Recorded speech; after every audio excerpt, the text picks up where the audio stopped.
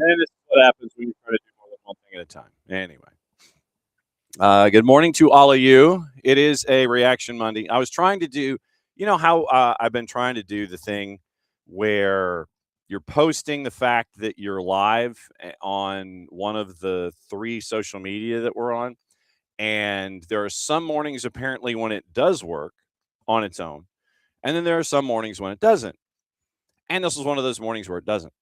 So while the open was going on, I was trying to figure out how to link everything to that particular account, the X account, and say, hey, we're live, and try to do it before the open was over, and it didn't work. So that was why I was silent and trying to figure out how I can switch back over to talk to all of you folks here this morning. So we're live, and I'm going to try and do the things. Here we go. So it is a very, very busy week here. Morning, David. And it is, how busy is it? Well, first off, Reaction Mondays are always going to be Abe, Maddie, and Bart.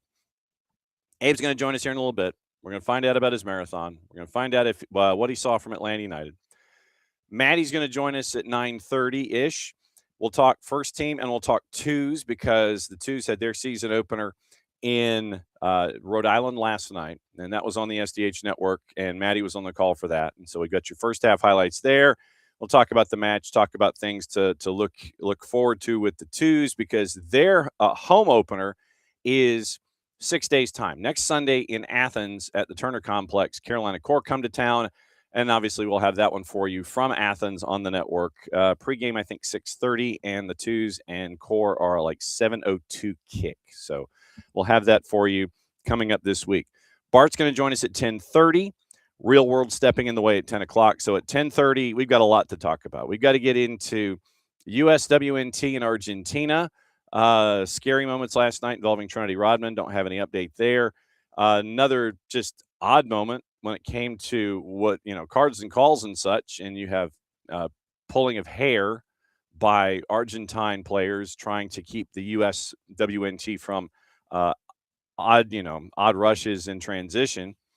Probably should have caught up with our friend Lucas Panzica about this too. But yeah, it was a moment where you have Argentine defenders pulling hair to stop rushes. We'll get into that with him.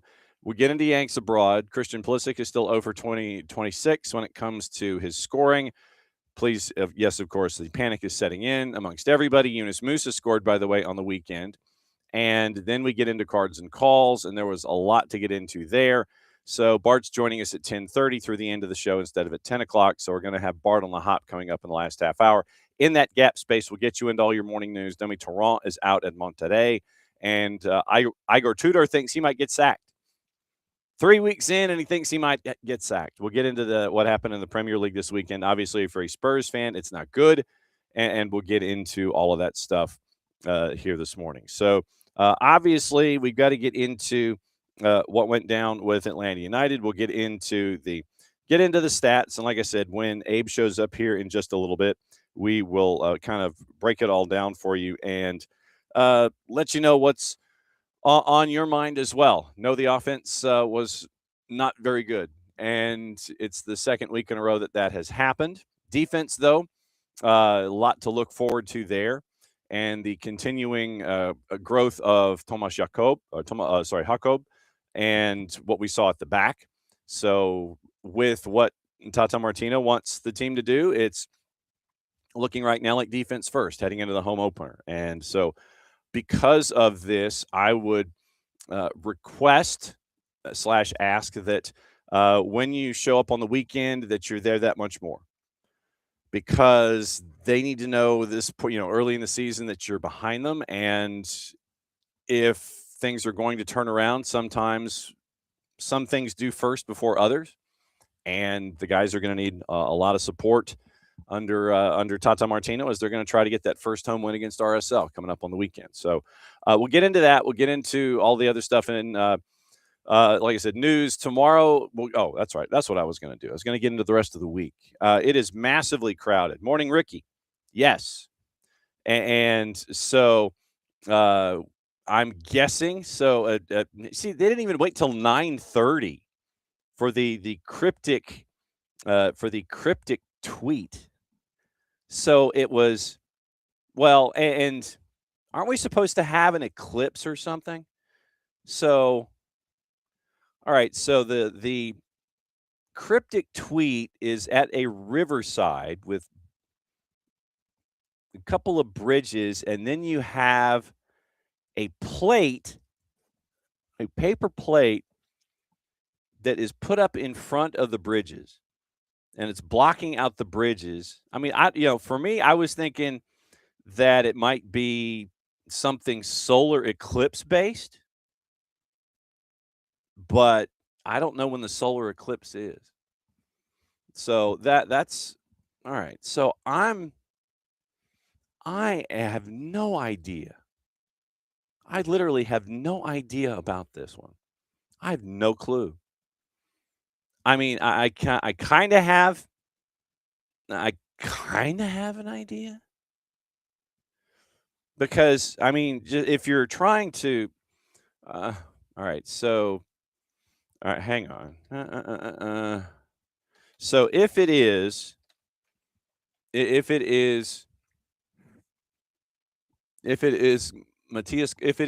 Galarza, if it is Mati Galarza or Galarza Fonda, depending on how you want to. Hey, oh, I get it. Okay, I'm there.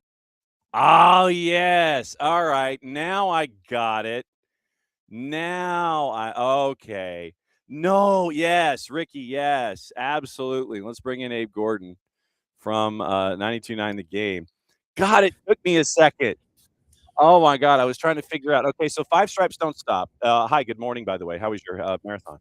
The marathon was not good at all. It was too hot, and you could probably tell I could tell in mile 2 it was going to be a problem, but it didn't actually hit me till about mile 14 and 15, and then it was all downhill from there. But that's all right. We got to finish. Technically, it is a PR, even though it was depressingly far from the goal we had set. So we did finish. That's about all I can say. Okay. Just I feel like I have to ask, with all the training that you have in these situations. I feel like we have to bring this stuff to the fore to let everybody in and live vicariously through you and your fitness regime. So that was why I brought that up. Yeah, no, it was just too hot. And when I originally saw the initial 10-day forecast, I was like, okay, it says it'll be like 45 degrees when we start, and then and by the time we finish, it'll be 65. And then as the week went on, I was like, all right, by the time we finish, it'll be 68. And then by the time we finish, it'll be 72. And no cloud cover. In the very first mile, as we turned uphill, as the sun hit me in the face, and I look up and I don't see a single cloud. I'm like, well, that's not going to help. And it just got too hot. That was that. A lot of people started to struggle. I mean, most of us did a lot of training in the high 30s, mid to low 40s. And you're running out there and it's 65, 68, just becomes a problem. So yes, and that is why you are in far better condition than I am, because all I do is sit there and ask questions about it instead of actually go out and do anything. Okay. We got to get into this because it's one of the topics. It is why we do Reaction Mondays the way that we do them. We have two topics, actually. One probably at 10 o'clock and the other going on right now. Atlanta United still offense, still trying to figure out how to put the ball in the back of the net. It was another long evening offensively for them, going to San Jose, and San Jose gets the Duke 2-0. How much of it were you able to digest after the fact? Yeah, I did not see San Jose's second goal. I'd tried to go to bed before then. I saw the first goal, and really frustrating because Hoyos had played around with it, his feet, probably 6 or 7 minutes prior, and made a bad pass out of the back that luckily United's defensively scrambled and kind of got a clearance on. And this was just another situation where it's just a terrible ball from Hoyos, and this time it did lead to a goal. And he's got no one to blame but himself. I don't blame the defense for that. You can't give the ball away that close to net when everyone's starting to push up the field, and it's just a bad pass. Either play it deep or move it to someone who can. Don't wait for the defense or for their press to pressure you and then force, I guess, force a bad ball. But that was really, really frustrating because I had seen him make a near mistake a couple of minutes prior. And then this one, obviously they delivered on it. So I'm not overly upset or frustrated about a guy getting a header kind of wide open right in front of goal. This was on Hoyos. It really was very frustrating. And this goes back to something I told you and something I told Mike Conti is the one thing we didn't see from Jaden Hibbert that I expected to see from Hibbert was – especially last year when he was young, a couple of mistakes that maybe led directly to goals. And at that time in the season last year, you probably could have lived with that because of where the season was headed. And we just didn't see that from him. And so to see this now in game 2, multiple problems out of the back with Hoyos and the ball at his feet. Another one he conceded a corner on for no reason.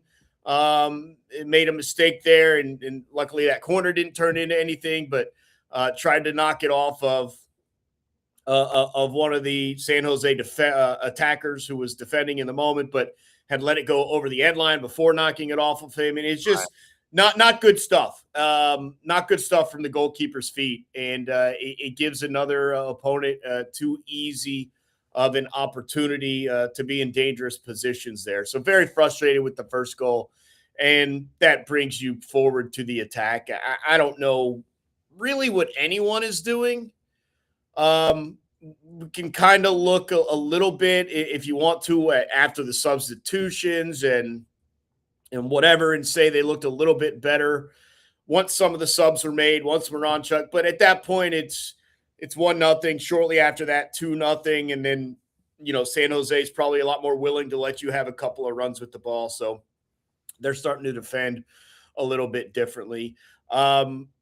Still zero interest from Latte Loth, it appears, although he did drop further back quite often a number of times.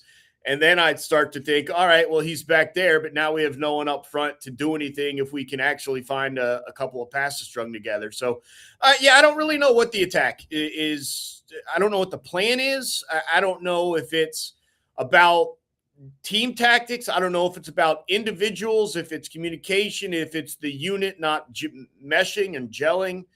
But I agree with what Maddie had said in the post-match on Saturday. I didn't listen to it live, but I did see the video the next morning. And it was just like we had a baseline from match 1, and the idea was to improve. And it felt like you went the wrong way. Yeah. And that's the biggest concern now heading into a home openers. Not only do you not have to get back to the baseline you had set in match 1, which I think was an okay baseline, right? But now you actually have to essentially take the baseline and jump it again for your home opener. And I have a tough time really trusting and being optimistic they're going to do that based on it's now 2 games. You've lost both 2-0.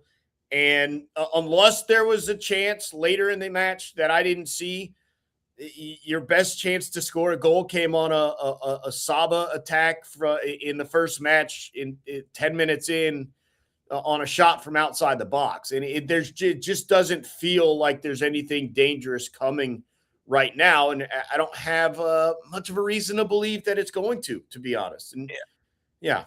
I mean, it's in the discussions and in the opportunities that we have to, listen and hear from Tata Martino, whether it's leading into a match or after a match. One of the things that he has always maintained this season is, once again, we mentioned the idea of being the protagonist. And I don't know where, and I'm trying to figure out how to phrase it, but, and it was the point that we were making in the post-game show. I think that he wants his players offensively he wants them to be aggressive going forward. And he doesn't mind when you're aggressive going forward, if something doesn't work. He wants you to continue to try those ideas. He wants you to continue to push forward and push through any kind of unsuccessful moments, because the more that you push through them, the more you're unsuccessful, the more you have the chances and the opportunity going forward to be successful. What we're seeing is a lot of back passing. We're seeing folks that aren't at times secure in their own thought patterns. It's instead of going forward and being aggressive about it, it's like, okay, you see something happening in front of you. Okay, I need to maintain possession of the ball for us instead of going forward and trying to do something on offense and then reacting from that. Am I making any sense when it comes to the ideas? It's like it's okay to go forward if something doesn't work. But if you're going backward and something doesn't work, then you're creating a double problem. So be aggressive in what you're doing and don't worry about that part because things will work themselves out if you're being aggressive going forward offensively. Well, and the other problem is it was a total onslaught one way direction in the first, how I don't know, 30 minutes, whatever it was until their first goal. Right. It was just completely all in Atlanta United defensive end, and trying to start your attack, start your build that deep, and then going back at times from there is different than if you're starting kind of somewhere in the middle third, you get the ball over the halfway line, and then maybe you have to drop as opposed to it. But again, I just don't know what there is to go forward with, because if Latte Loth is dropping as far back as he is, Miggy's kind of out there on an island, and Miggy as an individual cannot play on an island. He's not good enough. He's not fast enough. We can go. It's not the same Miggy. It's understandable. We know that, but we have to call it out when it is, and so he can't play out there solo. Latte Loth is, I guess, doing a little bit more this week to try and find himself involved, but that requires dropping too far back. I mean, the clown show of a MLS announcer on Apple, who want to be fired anyways, he did say one thing right early on, and that was that Latte Loth is spending more time defensively in his own box than he was attacking in the other side of the box. So, it's just tough to move forward when, I mean, and this is why I at times have brought up Luke Brennan. If nothing else, he's going to run at you and he's going to move forward, and he's a quality enough dribbler that the other side of the attack doesn't have. And so you wonder if he could open things up a little bit. And I know people are definitely split on him at times as well, but yeah, it's tough. And it goes kind of from like every level of soccer up, right? Including like rec league and co-ed and high school. Like if you have one dribbler that can make a defender miss and pull other defenders, completely gets the opposing defense out of their shape, it's going to open something up. And Atlanta United doesn't have a dribbler, and it takes a special team to be able to pass through a defense. And Atlanta United certainly isn't doing that either. So, again, I don't know where the attack comes from. Maybe you start to rack up some set piece goals or something, because I haven't seen anything remotely threatening in open play.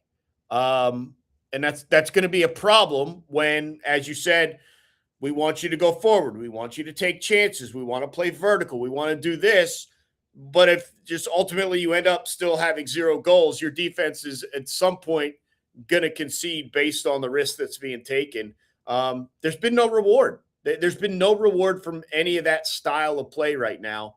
And so that needs to change. Well, and to that point, I think that it reemphasizes the importance of having a healthy Alexei Miranchuk, because he is not 90 minutes fit right now. And he came in and gave you, I think it was 20 in match number 1. He ends up giving you, I think, 30 in match number 2. And so it not having him as that point guard and that catalyst on, being on the right-hand side or whatever, wanting to set up the left and set up Miggy working inside, or however you want to position Alexei Miranchuk, not having that point guard right now is an issue in all of this, where you don't have that guy that can sit there and give you the passes and help you spring forward. And so you're trying to figure out how you can work around that until he gets you 90 minutes fit, because you did see in the second half when Atlanta United was down 1-0 and Miranchuk is in, what he means to this offense. And so I think that's something that we have to monitor going forward, is the fitness and overall getting to 90 minutes fit that Alexei Miranchuk is where he is on that road right now. Yeah, it definitely will help. But to what extent? Like, to how much? Again, I do think they played a little bit differently defensively. San Jose did, having the 1-0 lead, and then certainly when they were able to get the second one, I think just before the 80th minute, maybe. From there on out, it's kind of tough to gauge just how big of a different impact he has. I think we all agree he is a boost.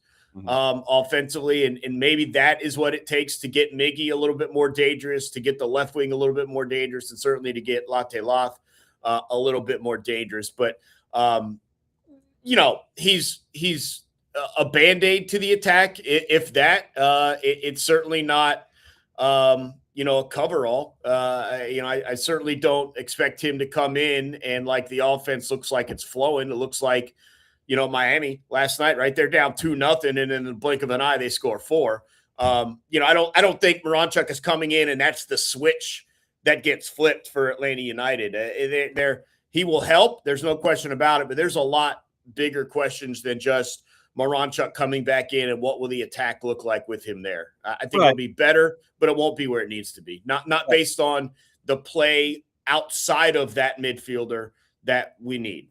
Yeah, and I think, and that goes back to the original point of, and this almost feels like it's, the chicken and the egg argument about being aggressive and not having a point guard. If you bring your point guard, does that help you being aggressive, kind of a thing? And so it's just getting to what the manager wants you to do and having all the pieces to do it. And that's kind of where we are heading into this home opener with RSL. Man, that went by quick.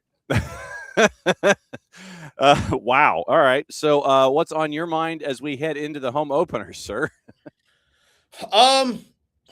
Honestly, I am interested to see if there's a change at keeper. Yeah. You obviously can't pull Hoyos like at mid-game for Hibbert. But that first goal, John, it really bothered me. It did, because one of the main reasons you're playing him is that he is a veteran. And multiple times he puts you in danger all on his own. I'd say a fair amount when he wasn't really forced into it, unless he waited too long for the pressure to build on himself. And if we're going to do that, I haven't seen anything or enough to keep him in there. So I would be calling for a keeper change personally. And I get why you don't do it at halftime, right? You're not going to overreact and lose a sub and all that. I'm going to be interested to see if Hibbert gets a little bit more of a shout. If your veteran leader at keeper is going to be the one providing mistake after mistake out of the back, that's a problem. And you may as well throw the young guy in who did a really good job last year and is still needs a path to development. And so we'll see. And then, like you mentioned, it'd be really nice to get Moronchuk in there for even if it's not the full 90. If he can go 60, you obviously go the 60 from the start as opposed to from the backside there. So maybe those two things would make a little bit of a help, a little bit of a change, but we'll see. It's a home opener. Hopefully fans are excited. I understand it's going to be tough to kind of ramp it up when you're 0-2, no goals scored on the season, but it is still early, so hopefully they can find their way back. 6:30, I think, is Five Stripes countdown. 7:40 kick. So it's you and Maddie early, Mike and Jason game, you and me for the full-time report on Saturday. Did I get that right? You did, and a separate note to that, I do believe the game is on Star 94 as well. I think it's competing with a Hawks affair, I would guess. Let me double check that it's on Star. But yes, 6:30 on Star 94, 94.1, if you still use an old-fashioned radio dial. So we got a couple of games on there here on Star coming up. So looking forward to that. And it is 6 out of 7 from now at home, and time to make some hay. So good to see you, my friend, and I will see you soon. And as you well know, you can always come in and crash anytime. So it's good to see you, and we'll catch up soon, my friend. Yeah, it'll be good to be back at the stadium and get it kind of back underway here on Saturday. Looking forward to it. Be good. You got it. See ya. There goes Abe, and so we hot tag in Maddie Cruz because it's time for Maddie's version the Monday, so the Maddie's version Monday style. So is that a proper way to look at a sequel, Maddie? Or because we know that Maddie's version is kind of like your way of doing it, but when you put out a sequel to Maddie's version, or like is this like the vinyl release where it comes out, like as a normal release, but then you come up like the special vinyl version? Is that what we're doing here on Mondays, I guess? I mean, I always go with like like musical theater where like you have the initial song and then you have the reprise. So I Okay. feel like maybe that's what it would be. Sorry if Okay. you can't tell, I sound like I smoked 10 packs a day because the voice is gone, guys. Well, kind of. It's fine Yeah, though. it was a long and crazy weekend for us. It was the twos yesterday, and we will talk twos while you are here. And it was Atlanta United, and you and I were inside the Kia studios at 92.9 The Game, and everybody could listen there on the Odyssey app. And we were getting into the discussion about probably at the top of the hour. It is, and me being the literal person that I am, we got a Five Stripes Don't Stop tweet. They didn't even wait till 9:30. I mean, literally, it was like 9:07, and we get the Five Stripes Don't Stop tweet. And I was trying to figure out, okay, it's a river and there are two bridges and there's a paper plate that's in front of everything, and it's just kind of blocks it. And I'm thinking, is that having to do with the eclipse? And me being the literal person that I am, as I was telling Ricky Ricardo, Ricky had it figured out, and it's River Plate. And I'm like, oh, Oh gosh. okay. And so River Plate. And so that if things are going to lean a certain direction, that probably means at 10 o'clock, they're going to announce the Matias Galarza or Matias Galarza Fonda. We don't know if it's going to be all three. We don't know if he's going to be MGF or if he's just going to be Matias Galarza. So we'll figure that out. But it appears heading in that direction. 10 o'clock looks like it's going to be the official announcement of Matias Galarza being added for Atlanta United. But now that you have had less than 12 hours to think about, well, actually, no, it's like 11 hours to think about Atlanta United 2 and a couple of days to think about Atlanta United. When Abe was in, we were talking about the offense or lack thereof, and the idea about being aggressive offensively, not getting those numbers forward, almost thinking too much, I guess, if you want to put it that way, when it came to what we saw offensively. Defense coming along faster than the offense in this situation. So there's a lot to get into when it comes to Atlanta United. Where did you want to start? Let's start with the first team because then Okay. we can close with the twos because I feel And like then you get a 2-minute rest break because I have the highlights from the first half. oh gosh. Mm-hmm. Okay. Sure. Mm-hmm. Let's do it. Let's do it. Let's do it. Well, no, but I mean, like when we get to the twos, when we get to the twos, I'll get that 2-minute break for you, so All we right. can listen to the first half highlights. But all right, first team, what's on your mind? Um, yeah, first team, I think for me, yeah, I mean, it was not what I think we wanted to see. I know for me, I wanted to see, I think the team continued to build off of what you saw against Cincinnati, and that didn't happen. And to say what Mike and Jason said, it kind of felt like a regression. It Mhm. felt like, you had built a decent baseline against Cincinnati, and I really did. I thought the performance was actually pretty solid for Atlanta in the home opener. The home opener, that's this Saturday. In the season opener. I felt like you had a little bit you were able to build a little bit more. You saw the pieces connect a bit in Cincy, and in San Jose, it just kind of I don't know what I honestly don't know. I it's simple as that. I don't know. I think it was very weird um getting to, see that. And that was one thing that stuck out to me. And I mean there's really that. I mean, I did think when you saw Alexi Mhm. check in, and even Tristan too, I would say I think that when they checked into the matchup, I felt like it got a little bit better to like build a little bit. I felt like you had those pieces maybe helping a tad, but I mean, at that point, there's not a whole lot you can do there, and it still just felt kind of disjointed at the time. I said it to you on post game. I don't know if it's an idea of, in the first half, it just all felt really hesitant. Like it was like overthinking passes, overthinking moments in the game. And I don't know if that's just, you're getting in your head because you're trying to still figure out this system. You're still trying to get things going. But the thing for me was the regression of what it was that can't happen. Like there needed to be something on top of what you did against Cincy in that match against San Jose. And it felt like a step backwards.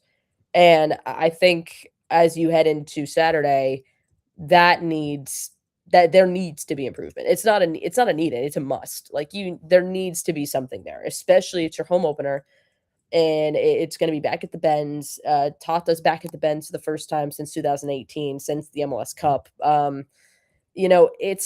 It's going to like that needs to be like you're going to use that on top of it. I think Ronald Hernandez said it to Jason on the full-time report too. It's you're going to use that to help fuel you. But there's the other thing too, is we do need to see an improvement on the pitch for these guys too. That has to happen. And we need to see that at home, because here's the thing. You have a home stretch now. I mean, what did you say? Six of the next seven? Yeah, 6 of 7 at home. This is where you got to make your head. They're at home. You need to get points. You need to get points. There's no ands, ifs, or buts about it. You need to pick up points. Yep. Ronald, and I would recommend that in the latter stages of the full-time report, and what I may do tomorrow is I may play it in its entirety, the conversation that Jason had with Ronald, where Ronald said that you have to remove this game. That was the words that Ronald said. You have to remove this game. Basically, out of mind, get rid of it. I mean, obviously you take the lessons from it, but you've got to remove it. He said this is not the standard, and we have to bounce back in our own home. We need to see who we are, and getting back home, it's what the badge is about, being at Mercedes-Benz. We need to be smart. We need to be consistent, and just out of rhythm. And I think that when Ronald mentioning that they were out of rhythm and that San Jose ended up getting on top of them early, that goes back to your point about Alexei Miranchuk that I was trying to make with Abe as well. But you take the lessons from this one, and as Ronald says, you remove it, you go in. Starting 11 was Hoyos in net. Back four was Elias Baez, Juan Betacol, Ene Mihai, Ronald Hernandez. Then you had in the midfield Alzate, Tomas Jacob, Cooper Sanchez, and then in the attack Saba, Latte Lot, and Miggy. Cooper puts in another 70 minutes of solid play before he was subbed out. And I think that once again, one of the early foci, and I remember that from my science class, it's not focuses as much as I would like for it to be. It's foci. Tomas Jacob continues to impress, 2 for 2 with another great performance in the midfield for Atlanta United. Yeah, I think Tomas has been a really, really excellent addition to this team. And yeah, I think his versatility is already one that gives you just a leg up. I mean, we saw him in that matchup kind of switch a couple areas too. But I think for me with Tomas, I like his recovery runs are fantastic. His speed is incredible. I think it was Jason who said it on the call. He like you think that the ball is going to get away from Tomas, but he has just long legs that he's able to get there quickly and he's able to save it. And you're like, oh, everything's fine. But I really like Tomas. I really do. I think I think for me, actually, especially when we talk about the build-up play, because I still think that is the biggest thing that needs to be worked on in that ball control for the Five Stripes. Like there needs to be a connection in that bridge between building from that back line, connecting to the midfield, and then finding it up top with the attack. And I think Tomas, it's unfortunate the last 2 games, I felt like a lot of times he's had to kind of really be pushed back to almost being that third center back, because you get caught in those moments of, all right, San Jose's press is pushing. And anytime you get the ball, recover it, you all but have to just send it long because there's nothing you can do. And I think that you want to get him a little bit more involved in being that link, I think, between the back line and the midfield too. And then I think you need to get the midfield more involved too, especially with whoever's out there, whether it's Steven Alzate, if it's Cooper Sanchez, if it's Alexei Baranchuk, or Tristan Wayamba, whoever's in there. Like, I think you need to get them more involved too, because that's where that build-up's going to happen. There needs to be that link there and that connection. But Tomas, I think, has been a good addition. But here's the thing, like, Tomas can't do all the work. No. Like, he can't do all the work. It has to be a full team 11 thing. numbers on Tomas Jakob in his second match for Atlanta United. The double nickel had 9 defensive contributions, won 4 of 5 tackles, 4 clearances, had a recovery, 8 of 12 on his duels, 8 of 11 won ground duels on the night. With all the pressure that San Jose was pushing forward with, he's 8 of 11 in ground duels, and that was his defensive numbers on the night for Tomas Jakob. Let me check the other numbers really quickly. Passing numbers, 43 of 48, 90% in the overall. 87% completion in the opposition half for his passing at 20 of 23. And he did connect on a long ball while he was out there for Atlanta United. 74 touches. He had total carrying distance of 102 meters on 15 carries. And so keeping an eye on that kind of stuff. But to your point also about carriage and being aggressive going forward, I think that when they look back at the tape, I imagine that unless there was tape study yesterday afternoon when everybody finally got home at 4 a.m., got in a nap, and then went to the Children's Healthcare of Atlanta training ground, I think probably one of the big emphases is, and I think you and Jason will see it this week, is playing forward on the when you've got the ball, playing forward and being aggressive with it instead of trying to keep possession and going backward, because you play it backward, you give the team that's pushing you a shorter field if you turn the ball over like we saw in the first goal. And I think you're going to see a lot of it trying to emphasize and reemphasize, play it forward, because you give yourself room if there's a turnover, and you're once again pushing offensively into the attacking half as you go forward. Yeah, you want to, I think, get it forward, but you want to build it up. It doesn't need to be a vertical ball over the top, and that because those have been not working. And I think it needs to be a build up. That's the biggest emphasis for me. It's that build up play. It's being able to control the ball a little bit better, and then connect those pieces to quickly move forward and push up the field. I think that is the biggest thing for me that I'm looking to see, especially this week. Unfortunately, I won't be at training tomorrow because me and Miss Sophia Cupertino are doing a career fair. So yes, that is happening with me and Sophia. So we're doing that tomorrow.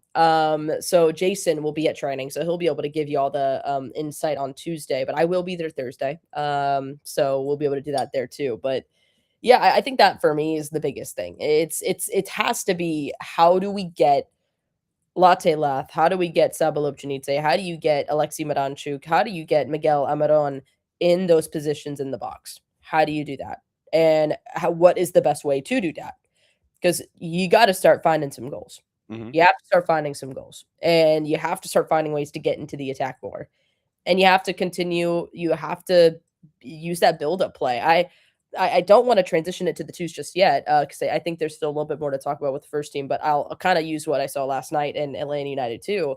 Talking to head coach Jose Silva, it's one of the big things, especially when you have a second team. A second team really does mimic what the first team is doing, especially with the way they play, how things are doing, and what you want to see from it. Because the idea is you are prepping these guys, these younger academy players, these young players, to be ready to step into the first team when needed, because they already know the system, they know what they need to do, and they're ready to go.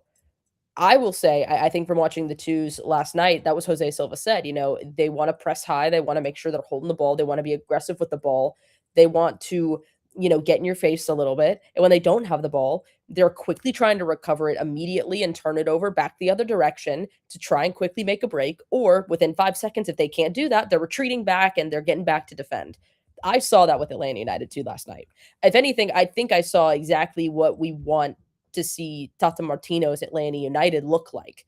And I think especially that's what we need to see from the first team. We need to see, I think, that level of that build-up play, being able to handle that spaces, being able to handle it. Because it really did just felt like at times like the ball control kind of was just getting away from them. And now listen, I do think that there is a level of, and I like to bring in the mentality element of it all, because I do think it is important to talk about. I really do, especially in the game, especially with where we are at with the game and learning more about it now. I do think mental and the mentality is a big thing. Mental and mentality are very different. I meant mental. Sorry, guys. My voice is everything. I'm having my coffee. Everything's fine, guys. We're getting ready for the morning here. All right. I think when you're looking at this game, it really did felt like a lot of times they were overthinking moments and they're Yeah. overthinking those things. And that has to go away. And it's easier said than done. But I think if you're Tata Martino, I would rather have this team play braver, not being afraid of the risk Mm-hmm. and having make mistakes than to not make any risk and to not play brave and then make no mistakes at all. Mm-hmm. I would rather have that because or even make a mistake when you're overthinking it. exactly. Yeah. I would rather you go out and be brave and make the risk and take that extra pass, to take that extra step, take that extra shot and make a mistake or maybe it doesn't work the way you want it to. I'd rather have that than to not do it at all, to keep it more conservative. I don't want that. I want to see this team step up. I want to see this team take a little bit more risk. And it felt like they were just overthinking a lot of those passes and a lot of those moments going forward. And I think that has to change. And again, it's a mental thing. I don't know how you flip that. I don't know how you correct that because it has to just come from them. But I do think there is that element of it, and I think it also relates to trust. I mean, this team is what 50 plus days working together, 50. Yeah. Maybe now a little bit more. And how many of that has been with your starting 11 as you wish it in a perfect world? That would be my other thought. I mean, Tata Martino stressed how important Alexei Miranchuk is, especially, I think, to that attack. And I think as he is working back to being 90 minutes fit, I think once you get him ready to go, I think you'll see a little bit of a difference. I would hope you would, because I do think Alexei he's that puppet master. He is the playmaker. You want him to be in the midfield to, keep this going. All right. You want to get what else is on your mind with Atlanta United, or are we heading to the twos? I don't know. Apparently, something's going on in the chat, though, John. Well, I mean, yeah. Apparently, the Twitch pitch. We have the high powers of the Twitch. They're going. It's like Abby's comment is being checked by the Twitch police, the Twitch force. Yeah, the Twitch force, and Emilio apparently has had a comment blocked. I don't know. So the Twitch force apparently is out on a Monday. They're in their case of the Mondays. Oh, I'm sorry, you guys. Yeah, so I don't know what got into the Twitch force. I know. I don't have Twitch, so I don't know how I can help. I'm sorry. My brother, I think, actually, I don't know if he's on it. I don't think he is. Actually. Well, and I mean, I am, because we have to have the conversations on the Twitch pitch. But yeah, apparently the Twitch force is out, and they're feeling they're in their Monday mood, I guess. So yeah, fair enough. I mean, me too. So yeah. So when you look at obviously. That lineup, you've got the home opener, and I was making the point before Abe came in that with 6 of 7 coming up at home, you've really got to make your hay here. And this is the home opener being a home opener is obviously a joyous moment anyway, but now it's amplified for the 17s to come in and be there for their club and with their club, considering the start that they had. Yeah, I think it's even more than ever. I think this home opener is big.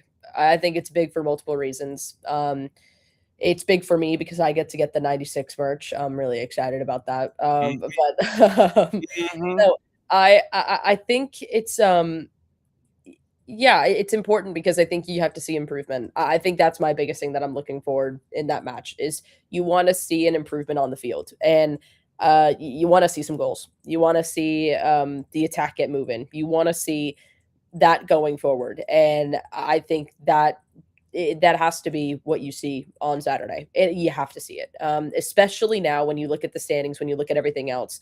Listen, it's still early, but again, I mean, you got to pick up points. Yeah. You have to pick up points, especially in this home stretch, especially when you look at the rest of the season. You're going to have a stretch when you come back from the World Cup that, I mean, you're on the road for, 3 months? Let's see. Hang on. So you had to have me do that. All right. Sorry, I'm making John do work. I apologize. Yes, you are. Okay. Abby, it's correct. It is a manic Monday. It is. It is.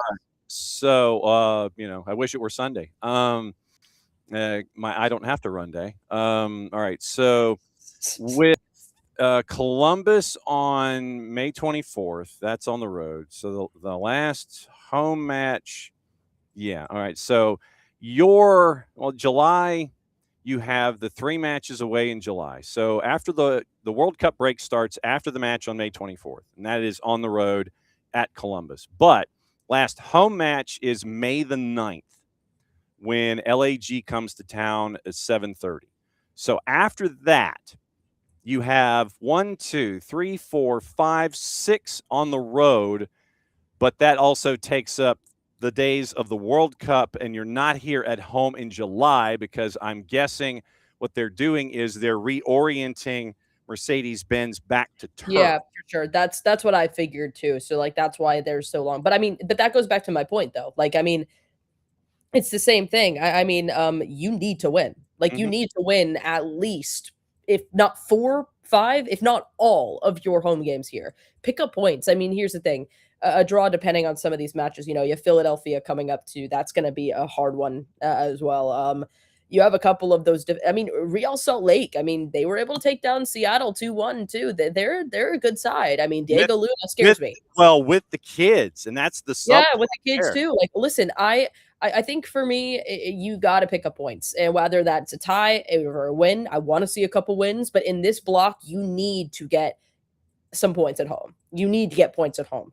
And that needs to be a must, especially because you're looking ahead at the rest of the schedule. You're going to be on the road for a hot minute. And when you're at home, you need to make them count. Yep. Let's go to the twos and find out what happened there. Awesome. Here are the first half highlights as they happened last night. Maddie's very familiar with this highlight package, considering that it was played last night during halftime. So here's what happened in the first 45 minutes against New England Revolution 2 with Atlanta United 2 in MLS Next Pro, courtesy of us. Able to connect to Daw in the box. He's brought down. A loose touch still. Tries the shot for New England. Jonathan Ransom coming in to collect. Brilliant goalkeeping from Ransom. Tried to play the overlapping run to Fakiesi, but Dunbar's able to win it back immediately from New England. Dunbar into the 18. He plays out. Liam Butts tries a shot, diving low. A brilliant save from the back line from New England to stop that run, because Liam Butts was right in line at the 6-yard box. Sent all the way back for Atlanta United 2. Chica sends it back to Ransom. Shinanu passes it up to Cibrian. Cibrian plays this ball through, was looking for Butts. Just didn't know if that ball was coming to it, but now Butts is pressuring Parisian. Almost a dangerous situation. Parisian let that ball get away from him as Butts was tracking forward, and that ball almost slipped into the back of the net, but it just hit the post, so it was still in play. As we take a look back at it, it starts with Santiago Pita. He plays this ball and he switches the play to the left. Fakiesi back to Dunbar. Dunbar tries the shot. Parisian gets a touch to it, but what happens is that it's Liam Butts who gets ahead to it. It comes off the bottom of the crossbar, and I don't know if it took an extra touch off of a New England defender, but it goes over the goal line, and it's in for a goal for Atlanta United 2. Able to still hold on to his Fakiesi, but trying to make the turn now. Driving forward is Miles Morgan. He'll send this forward. Oyerwolf trying to make the turn again. Morgan plays that forward again. New England with a brilliant counter, trying to stand it up. Sending that ball in. Diving save for Ransom. It was a great counterattack from New England, but what Atlanta United did so well in that sequence was they got a lot of numbers back. They were able to slow it down. It was Fakiesi who was able to stand up to Oliveira to kind of cut off his angle. So when he made that shot, it allowed for Jonathan Ransom to get low at that near post to knock it out over the end line. So that was 1-0 after 45. It ends up 1 after 90, and you end up with going to PKs. And I'm still of the Steve Cook school in PKs when it comes to MLS Next Pro. You know, you get to you're there with a point, you get a point, and then if you win PKs, it's an additional point. But you have a starting roster with the average age of 19.9, and you had, I think it was 3 18-year-olds, a 17-year-old, and 2 16-year-olds in your lineup yesterday, and they are feeling like, you know, they're all, you know, droopy in the shoulders because they lose a PK shootout for an extra point when you focus on what happened in the 90 minutes. And so that's what you're looking at with MLS Next Pro. But the twos, so average age of 19.9, that was only 4 numbers lower than the actual air temperature. Yes, it was and I explained it on the call. And I didn't have a chance to look and like watch it. The entire field up at Burn Stadium, like, I mean, they push the snow like maybe about like 2 feet away from the touchline. So there is a wall of just snow around the entire field. It was quite funny. It was quite funny. Yeah, so it was average age of 19.9, air temperature 23 degrees. Yep. The wind chill was 15. Yep. And the snow drifts were at points that there was this one shot from the field level where the snow drift was taller than Jonathan Ransom. Yes. Yes, it was. Yes, it was. No, it yeah, listen, if it was cold over there, I mean, I couldn't tell. I mean, I wasn't there, so obviously I couldn't tell. But I mean, you couldn't tell from the performance. I think the twos, I mean, they came out guns a-blazing, I think, in the first half. I think they were all on it. Even in the second half, too. Second half, I think New England took control a little bit more, but Atlanta never, I think, gave up. Atlanta never caved into New England's relentless pressure. Mm-hmm. They never caved in. Obviously, the goal that comes in, it's a really good set piece and a good diversion. Jono is able to get to the cross initially on the right, but then it's that follow through on the far post, just unguarded there. It was Miles Morgan, and he's able to slot it home, and then it's tied 1-1. But even then, I mean, even after that, I mean, it was that relentless just push. And I like that this twos team never gave up. They never gave in to that pressure, and it was gritty. I mean, listen, you saw a whole bunch of academy players step up. Hold on. I thought Shea Fakiasi did a great job last night. He was incredible. He looks like he's been playing 50 plus professional games already under his belt. I mean, he was incredible last night. I liked it because, again, like, he wasn't playing scared. He wasn't playing afraid. And I really like that from him. I mean, he was getting into tackles. He was getting involved in the attack. I really like some of our new additions to the twos this year. Cameron Dunbar, I thought he was incredible up at the attack. Liam Butts as well. He was the one that helped created the goal for the twos in the 24th minute. And then Enzo Dovolo. I mean, I've seen him in the SoCon Championship when they played Furman last year. And I think he's an incredible player. I really liked his style, his flair. And he showed it last night. He did another back heel, and I honestly think we need to come up with a nickname for him with his back heels because it's getting ridiculous. But yeah, it's I really like the performance. It's unfortunate, that end of regulation, it's the 1-1. And listen, if we could get Steve Cook from Lexington to talk about the penalty shootout again. Listen, I agree. I mean, listen, I firmly agree with this as well, especially with MLS Next Pro. I understand why you do it. You want to pick up that extra point. It makes sense. I completely understand it.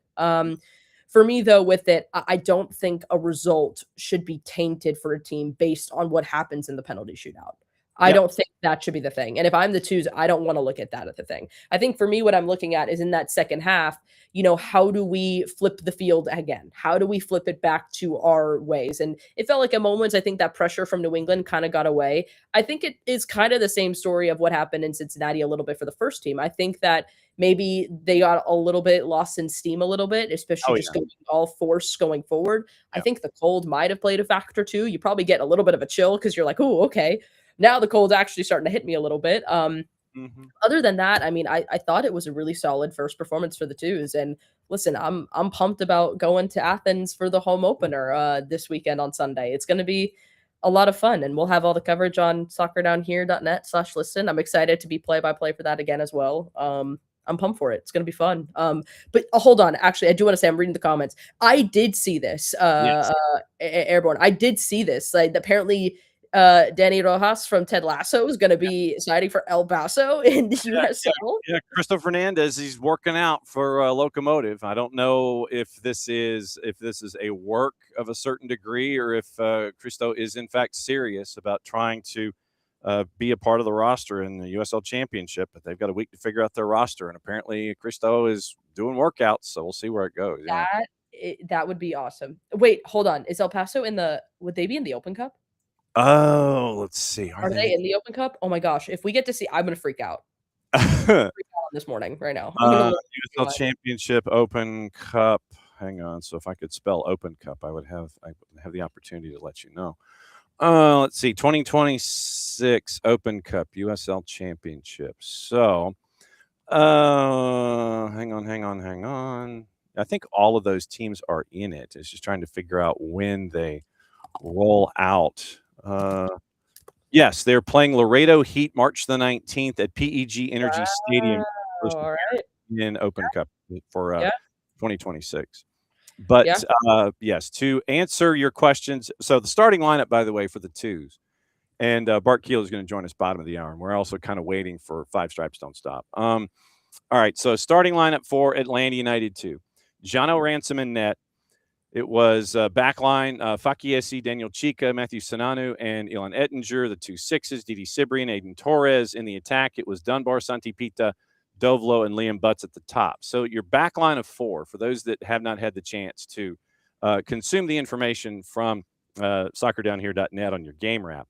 Matthew Sananu, 14 defensive contributions, 11 clears, 3 blocks, 6 recoveries, and he won 2 duels. Daniel Chica, 12 contributions, 9 clears, wins 4 duels. Sei Fakiesi, 12 contributions, 9 clears, 6 recoveries, 3 duels. Ilan Ettinger had 6 different categories registered defensively, and he won 5 duels in the night. So that's your back line. And Jono Ransom, who had, I think, 7 saves at the end of the evening and an 8.6, according to our friends at SofaScore. 4 saves from inside the box. He had a successful run out, 7 saves in the overall. It was 12 recoveries for Jono Ransom on the evening, and then 63 touches.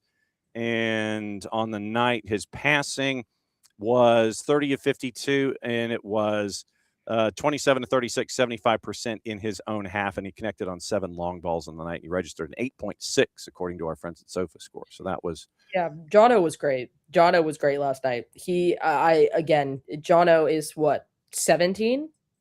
If I remember correctly? Let's see. Is he 17 or has he turned 18 yet? I don't know. I mean, my point still stands. 17 or 18. He looks like, again, like Shea Fakiesi. He's been playing for years professionally. 18. He turned 18 back 2 months ago. Basically. Yeah, I mean, listen, I also really did love that Jono was the one wearing the captain's armband. Mm-hmm. I love that. Leading this team, I think, from the back. I mean, one of the biggest things he said was, when we asked him last year was, hey, what do you who do you aspire to be like? And he said Brad Guzan. He said Brad Guzan, and I mean, I couldn't think of a better person to look up to as well. I think for Jono last night, I like the way he commands the box. He's unafraid. I mean, and I say that a lot, especially when we talk about these homegrowns, when we talk about these players, but it really does reign true. I mean, Jono has such a read of the game too when he's in between the posts, because it's so easy when you see a ball come. I think about that ball in the second half. You see Jaden Daw running at you, 1v1 there. He's in your box. It's a split-second decision. You're trying to think, and normally I think a young keeper would maybe try to step back, maybe give a little bit more room to see where you can maybe try to find the save there. Jono takes it in his own hands. He meets Daw where he is, and he's able to get down low, and he stops the run. I think it's a smart play from Jono, and it's one where I like that you're seeing him take that moment and take it with the reins of it. And he's an incredible player, and he reads the game really well. And I'm really excited to continue to see him develop, especially as the season goes on. I mean, you got some young keepers back there. You got Jaden Hibbert, who's right behind Lucas Ojos on the first team right now. Then behind him, you have Jonathan Ransom, and then you have oh my gosh, James Donaldson. Yes, James Donaldson. And then you have him behind you too. You also have another one for the U16s as well. And again, I'm blanking on names. It's really early in the morning. I've seen them too. We talk about all the time that Atlanta United Academy is left back university. Ruben Clarkson, isn't it? Yes. Well, I mean, even then we all talk about left back university. I think we're also goalkeeper university too. Yeah. I mean, you look at the goalkeeper coaches we have, you have Parrish, you have Lucas Sharp, I mean, we're getting things going. Lewis Sharp, you got everything going over there. I mean, listen, I'm excited to see this twos team continue to develop. I'm really pumped about it. I love the way that they're playing. They're playing like the protagonists. They're being the protagonists on the field. And I'm really excited to see them in Athens. If you guys can't come up to Athens, we're going to have the call for you on Soccer Down Here. So make sure you listen. You can also watch it on MLSnextpro.com or OneFootball. Sync it up. and we sync it up with us. That way you can watch it and enjoy us talking about the match too. We'll also have coverage from you that entire day, getting you ready for the matchup. Stay tuned on SDH this week. We're going to have some features, some other videos to go out to for the twos as well. But here's my thing. I think as well, as you look ahead to the twos, I mean, you want to get ready. If you can come to Athens, I believe, if I remember correctly, I believe these matches are free for attendance in Athens. So if you want to come up to Athens and enjoy it and come be with us as well, and enjoy the chaos that is seeing the proving ground in a different location, come hang out with us in Athens. It'll be fun. It will. Please hold.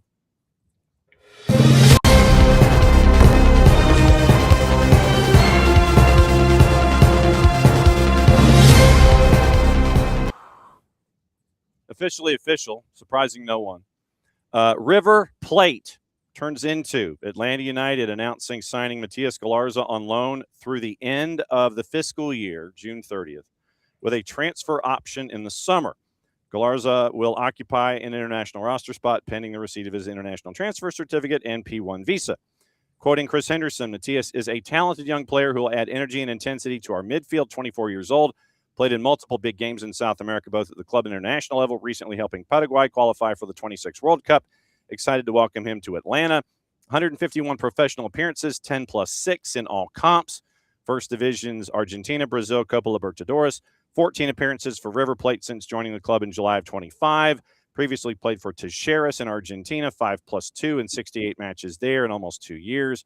Won the Supercopa, 7 appearances in the Copa Libertadores, helping the team reach the round of 16.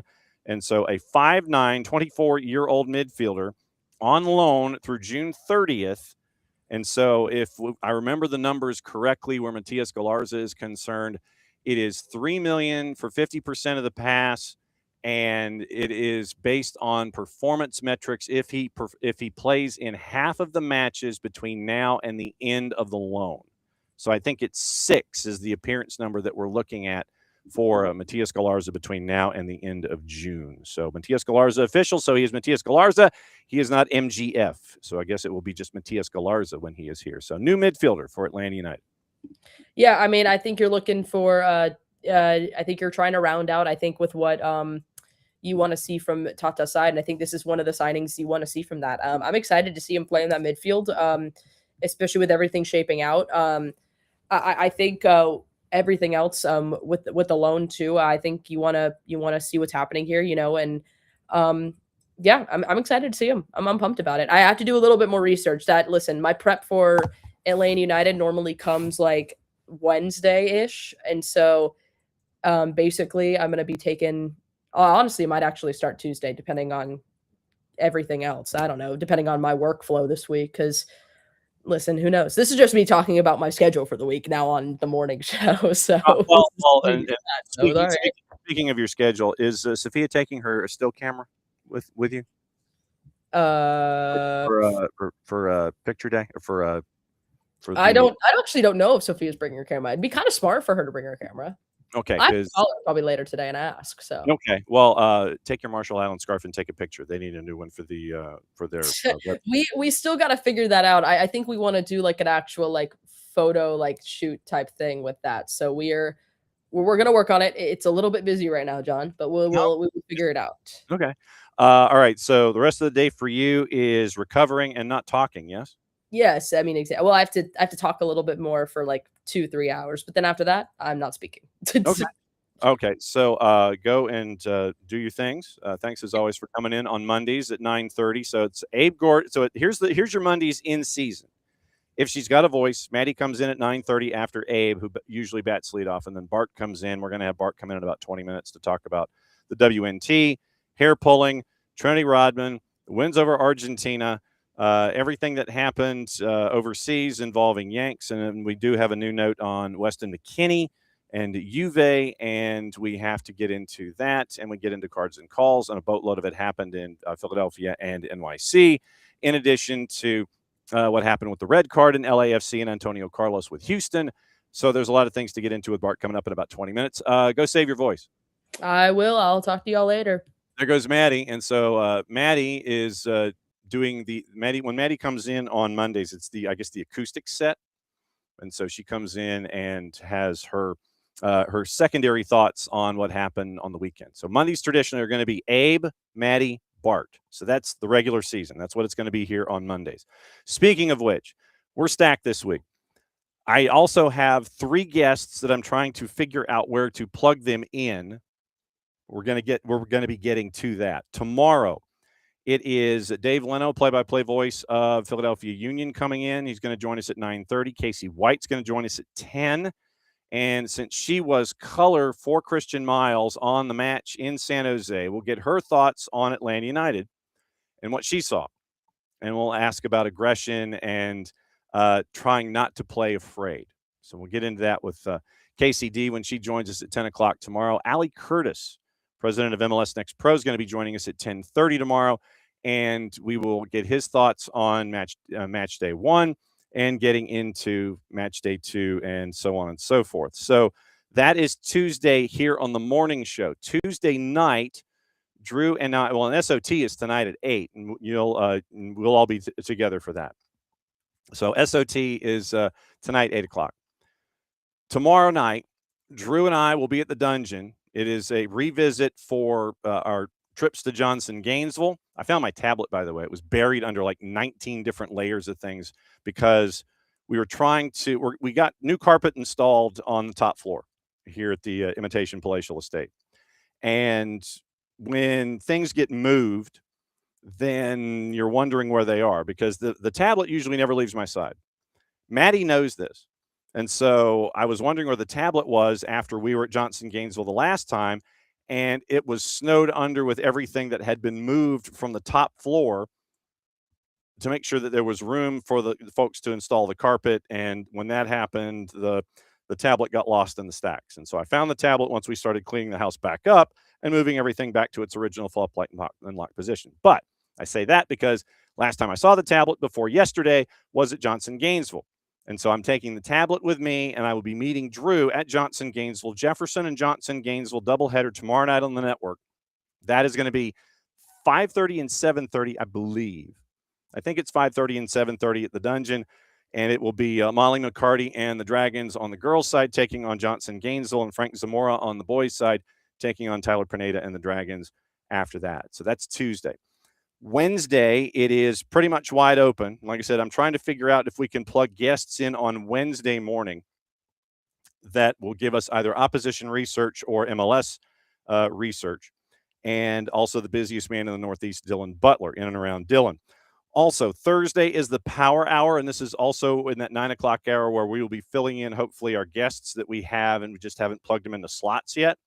And then the Power Hour is from 10 to 11 with Nino and Nico. Nino Torres gives us everything from South America, plenty to get into there, and new coach at River, amongst other things. And then Nico Moreno and everything at Sounder at Heart and Pulso Sports. He's going to be at 10:30. We may go added time on Thursday. I'll keep you posted. Thursday, we're in Social Circle for Utopian Academy and Social Circle in region play in Class A. I'll be out there for that, and we'll have that doubleheader for you. Then Friday, it is ending a little early, doctor's appointment. And got to make sure the boss gets there on time. And so hopefully our friends from Beyond Goals Mentoring can join us at 9:30, either Greg or Cap. Cap was at Wake Forest for a special reunion. And so that was why he was out of pocket. And then Greg traveling the planet as he always does. So we'll see if we can catch up with our friends at Beyond Goals at 9:30 and catch up with our friends at Apple TV at 10. Ending probably about 10:45 tomorrow. So I might come on early at 9 o'clock and then wrap it up about 10:45. So that's what Friday's looking like. And then Friday, we will be at Eastside for Walnut Grove and Eastside's doubleheader. That's on the network on Friday. I think Jason and I will be out there for that. And then Saturday is game day, home opener, Atlanta United and RSL. 6:30 pregame on 92.9, Star 94 and the Odyssey app. That is on Saturday. 6:30 pregame, 94, Star 94. 7:40 kick. Mike and Jason getting you ready for 7:40 along with Abe and Maddie. Abe and Maddie pregame, Mike and Jason in game, me and Abe after, all on Star 94. and we'll have you ready for that. And then the Twos home opener is Sunday night at the Turner Complex at the University of Georgia. We'll have that one for you, pregame 6:30, and it is kick at 7. And then you'll have the broadcast for you there, and then we're off and running for yet another week. So that's where we are. And then next week, I'm in Macon, Wednesday, Thursday, Friday. I'll be doing the morning show Wednesday, Thursday, Friday. Don't know about Red Clay next Wednesday. This Wednesday, we're fine, and we're gathering some heavyweights. Next Wednesday, the 10th? Yeah, next Wednesday, the 10th. I don't, unless schedules can help out. Red Clay may sit for a week, but I'll be doing the morning show and then sprinting out of the hotel to go to the Macon Coliseum for the basketball championships on Georgia Public. We do have some high school games, obviously, in that week. One of those is next Tuesday, week from tomorrow. We're at Norcross and North Gwinnett. There's your breaking news where that's concerned. Then we have another couple of matches that are later on in the week, including jumping over a state line for a big matchup. So we'll get into those discussions. But next week, I'll be here for the morning show, but I drift off and do basketball championships next Wednesday, Thursday, Friday, Saturday. So I'll be with you, but then I got to sprint to the Macon Coliseum. So that's the next week plus next. So that's where we are. Bart set to join us in about 15 minutes. Other news of the morning that we'll be getting into, in addition to the discussions of Matias Galarza coming in on loan through the end of the calendar year. Thank you, Abby. I get all my days confused. And besides, my calendar is on the other side of this door, my big calendar. So I'm having to get all my dates squared away. All right. So other news going on in and around the planet. You had, like I said, we'll get into the Weston McKennie contract signing with Bart when he joins us bottom of the hour. Apparently, Spurs have been fined €30,000, given a suspended one-match ban from selling tickets to away fans due to what UEFA terms, quote, the racist and or discriminatory behavior of its supporters, end quote, against Frankfurt on January 28. Man is suspended for a probationary period until March of 2027. Spurs are also fined €2,250 for the throwing of objects. Along those lines, Igor Tudor said that he warned that he could be sacked as Spurs manager after less than 3 weeks. 2-1 loss to Fulham. Second defeat as Spurs interim manager, club's fourth on the bounce. 16th with 29 points, 4 clear of the relegation zone with 10 matches to go. Tudor claimed Tottenham were lacking across all areas of the pitch as well as brains. Tudor said they arrived before us. They predict, and we are always late on everything. That's the problem. Forest and West Ham also lost over the weekend. But should Spurs, and this is from our friends at Talk Sports, alarming form continue and either Forest or West Ham pick up points, you're talking about the possibility of Igor Tudor maybe getting sacked. So 2 games, it hasn't gone well. And so you're looking at just, whoa. It could be bad for Spurs. Like I said, we've gotten into their financial problems / issues if they were to be relegated, and they are there. They are right there as a part of this. And we'll go over what we might do tonight as a part of SOT. We may go into the run-in and see what it looks like. But you got 10 matches to go, and you're only a handful of points away from safety, and you're Spurs. And you are Spurs. That's where you are right now. That's just no. Not there. So Domi Tarrant early this morning in the in-betweens, or so either late last night or early this morning, before we all woke up anyway, East Coast time. Domi Tarrant sacked as manager of Monterrey less than a year after being appointed. 24 trophies in 11 years with Pep Guardiola. Joined Monterrey prior to the Club World Cup. Just won once in their last 5. They are now 5th in Liga MX. 4th managerial change under sporting director Jose Antonio Noriega in his 3 years plus. They have now had 4 managerial changes. And so club comes out with a statement, and it was 3 sentences, and they thank Dome for his work, wishing success in future endeavors, recognizing the support of our fans, reaffirming our commitment to continue working to achieve the sporting results they deserve. So Domi Tarrant out at Monterrey. And so that was probably one of the bigger stories that came out in the overnight. And let's see. So like I said, we get into the weekend about everything. We'll get into MLS tomorrow and have all of the highlights from there. San Diego puts up big numbers. San Diego FC, they put up big numbers. We'll get into Messi and friends in the purple team, where it was 2-0 and then it was 4-2. And I think that speaks to both clubs, and we'll get into that tomorrow. Like I said, once again, tomorrow it's stacked, so we'll be getting into Major League Soccer in the first half hour. Dave Leno, Casey White, and Ali Curtis joining us tomorrow. Bang, bang, bang, 9:30, 10, and 10:30. So looking forward to all of that. Let's see. I'm trying to see if there's what I probably should do is get into what to watch, where to watch it, and how to watch it, and then all the other gossip, rumor, and innuendo that we have. And you can do that by helping out with our friends at the Fanatis, fntz.co/soccer down here. What to watch, where to watch it, how to watch it today. That link is important.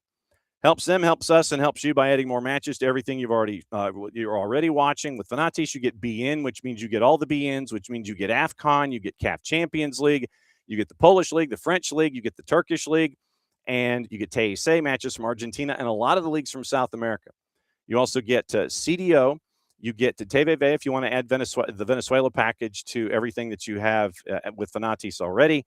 All in one place, one subscription, one home, fntz.co/soccer down here. So what to watch today? You got action in Italy and Spain, being in Espanol, simulcasting the Polish League, Zagłębie Lubin and Wisła Płock. That's at 1 o'clock. La Liga, Real Madrid's on at 3 with Getafe. Fox Big ONE has the CONCACAF U20s. And they've got access to 6 matches. Fox Soccer Plus has a doubleheader at 4 and 7. Paramount Plus has Serie A doubleheader, access 12:30 and 2:45. Birmingham City and Middlesbrough at 3. On the women's side, it is the W Championship in CONCACAF on Golazo Network, Nicaragua and Jamaica. And VIX has the W Championship as well, with simulcasting the Nicaragua match and St. Lucia in Mexico. That is at 2 o'clock. And so that is what to watch, where to watch it.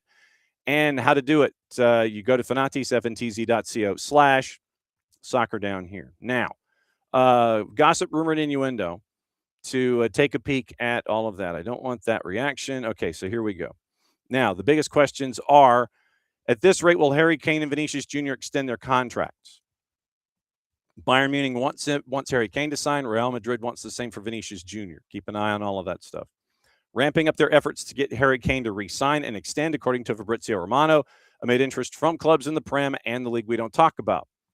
Existing deal has over a year remaining.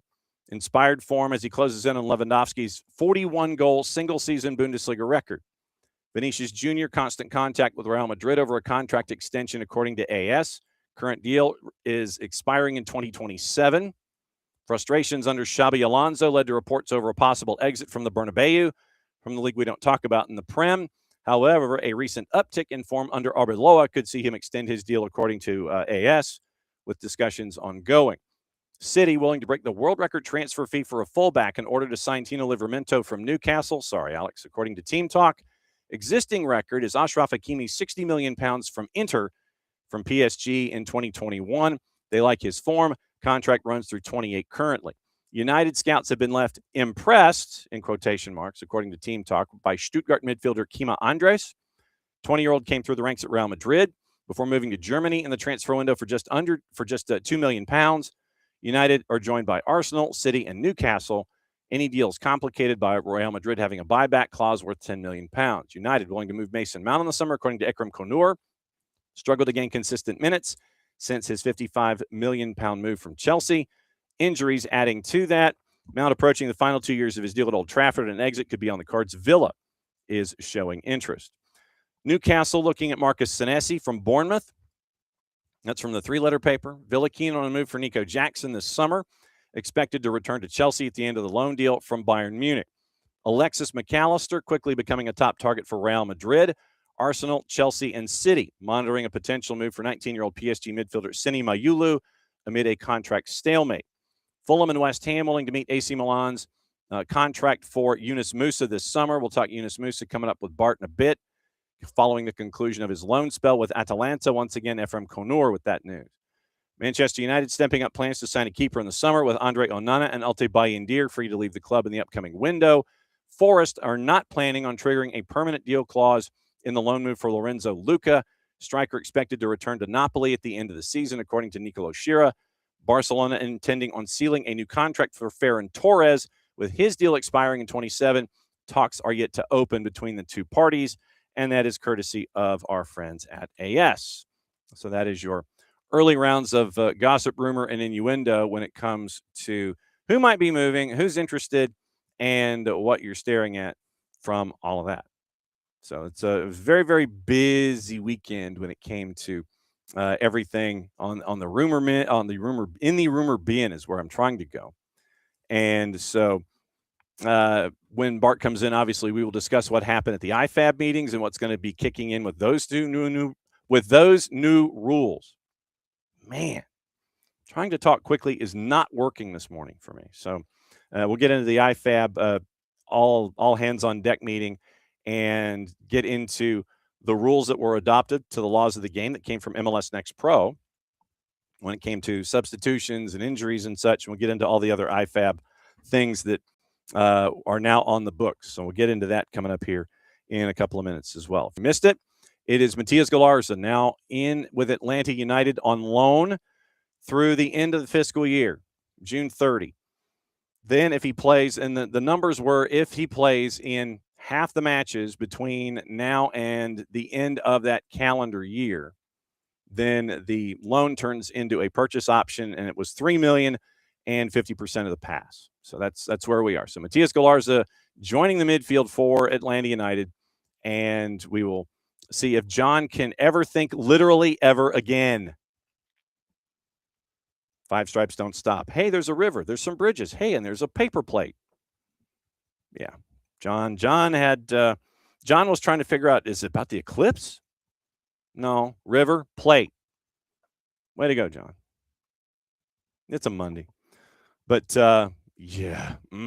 So that's kind of where we're at when it comes to all the things that are going on. And so we'll keep you posted on all of that. And once again, quick reminder, if you have not subscribed, you have the opportunity to catch up with everything going on with Morning Espresso. Thanks to our friends at Oglethorpe University for being the presenting sponsor for that. You can get Morning Espresso in a couple of different forms. If you like to read, comes at you with Jason's thoughts heading into the morning in newsletter form. You get that sent to your inbox. Then you can also listen to Jason on Morning Espresso and set your notifications for when it gets delivered into your inbox. And then also you can watch it on our YouTube channel. So a couple different ways to get Morning Espresso, and it gets into the ideas of, all right, so here's what's on his mind as you're coming into your day, and it's right there for you, all in one place at Morning Espresso. And once again, thanks to our friends at Oglethorpe University, and it is a big swath that Jason gets to cover every morning. He gets to give you all of the things that you need to know going in, and we get to do the deeper dive on some of those topics as we get you in on your day. So it's a lot of different stuff from a lot of different places on the planet. And also remember, keep an eye out for a couple of things. The USL Players Association members voted to authorize the bargaining committee to issue a strike if they don't get a new CBA. And remember, we are 1 week away from the beginning of the season. 90% of the player pool participated in the vote. 90% rejected the league's latest proposal. Key issues extend beyond salary to contract length, buyouts, healthcare, 12-month considerations, housing as the 26th season approaches. So we'll keep up an eye on that. And then you have, we reminded you about the lower back jersey sponsorships for Major League Soccer. You'll start to see that popping up, I think, after the All-Star break. And so we've seen it in other leagues. Liga MX is one that comes to mind, but you'll start to see the idea of those teams below the numbers, lower back. You'll start to see that as a part of MLS sponsorship packages as well. Columbus, Ohio is looking at an NWSL expansion franchise. The Haslams are interested severely and are kicking the tires in that. They would play at the Death Star, Scott's Miracle Grove Field. and they're looking for a 28 entry. And so they are a leading contender right now, and the Haslams are interested in making sure that everything is up and running for you there. And like I said, we were glad that we were able to catch up with a couple of folks when it came to getting you ready for the 2 season. If you missed Maddie's interview with Jose Silva, that is up online, and you can catch that on our YouTube channel. In addition to Liam Butts, who returns home with Atlanta United with Atlanta United 2 this year. Was with the Revs 2 last year. Now he's with Atlanta United 2 this year, and so you get to break down what's going on for the Twos as they hit into 2026 with the man in charge on the touchline and Jose Silva, and one of the folks who is being relied upon and anticipated to have a lot of offensive input this year, Liam Butts. It's great to have Liam home, and it was a 1-1 draw. So Atlanta United goes on the road. And think about this. Like I said, the average age was 19.9 last night. And you had Liam, who's in his mid-20s. You had a couple of players in their mid-20s and a couple of college graduates. You had 3 it was a 17-year-old and 5 players that were so it was 6 players that were 18 or younger of the starting 11. And then you had the veteran presence up top in the attack. But you had 6 players who were 18 years old or younger last night in the lineup for Atlanta United 2. So you had that happening as well. Celtic and Rangers in Old Firm, that one drew at 2. Like I said, we'll talk about that one should Jarrett be okay and come to join us for SOT. You had a lot of things happening in the LPF, and I'm trying to see if there's anything else that's on the board this morning, at least internationally. I think we're good internationally until SOT. But like I said, the biggest news was the Dome Torrent dismissal a little before 7 o'clock this morning. And it was an email. I want to check and see when that was posted to social media really quickly, because that was something for me that I was like, really? You're posting that there? Rayados. So Rayados on social media. When did they post it? They posted it literally at 1:30 in the morning. 1:30 in the morning Eastern time was when they made the announcement after the loss to Cruz Azul, where it was 2-0, that they were dismissing Dome Torrent and wishing him the best in his future endeavors. So that was 1:30 this morning was when that was announced. And so Dome Torrent is out. 4 managers are out under the new sporting director, who has been there slightly more than 3 years. So that's David. The Brown Stadium needs a new tenant. Yeah, you can put him there. I don't know if the stadium is. And Cleveland was pursuing an NWSL franchise on their own. They had an independent group that was doing that there in Cleveland. But if the Haslams do it in Columbus, it's a size specific thing where you might move it to Cleveland Brown Stadium if you have one of those moments where you could have 50,000 folks. Or 30 or 40, or maybe you move it to the Horseshoe, something like that. But let's see. So, morning, David. Morning, Wiley. Morning, Michael. And let's see. Morning, Abby. Wiley's still sour about Campbell High School basketball. That's your Google search for today, kids. Campbell High School basketball, high school boys basketball. That's your Google search. Let's see. Morning, Abby. And I think Abby's messages finally at least got approved by the Twitch force. Morning, Airborne DJ. Welcome back. Morning, Michael. Let's see who else is in here this morning. Morning, David. Whoa, I guess this is a good thing. David went to the brew house last night, so they were sold out of the Around the Corner lager. I have to remember that. That's very nice. Let's see. Morning, Tom. Morning, David. Morning, Abby. Morning, Emilio. Like I said, I'm hoping that the Twitch force has helped out in that regard. Morning, Ricky. Let's see who else is in this morning that I might have skipped over here this morning. Morning, Catalucci. Let's see. Morning, David. Morning, Abby. And Tom and Emilio. Alexi and Emilio. Alexi is happy being here. We all express it in different ways. Alexi's happy here. So I don't know where that came about, but nevertheless, It is a manic Monday. It is definitely a reaction Monday. So let's see. Morning to me. So Abby and Tom and Michael and Emilio and let's see. Pars, good morning. Let's see. And Tommy, good morning to you for coming in as well. Like I said, I'm glad that you're all in here this morning.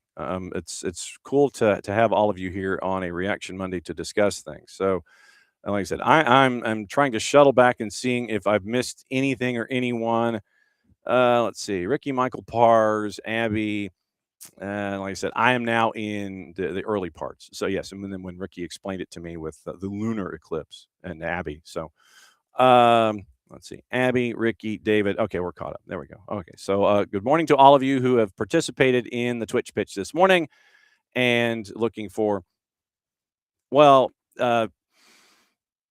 okay, so the comment about the turf. I mean, it's if you.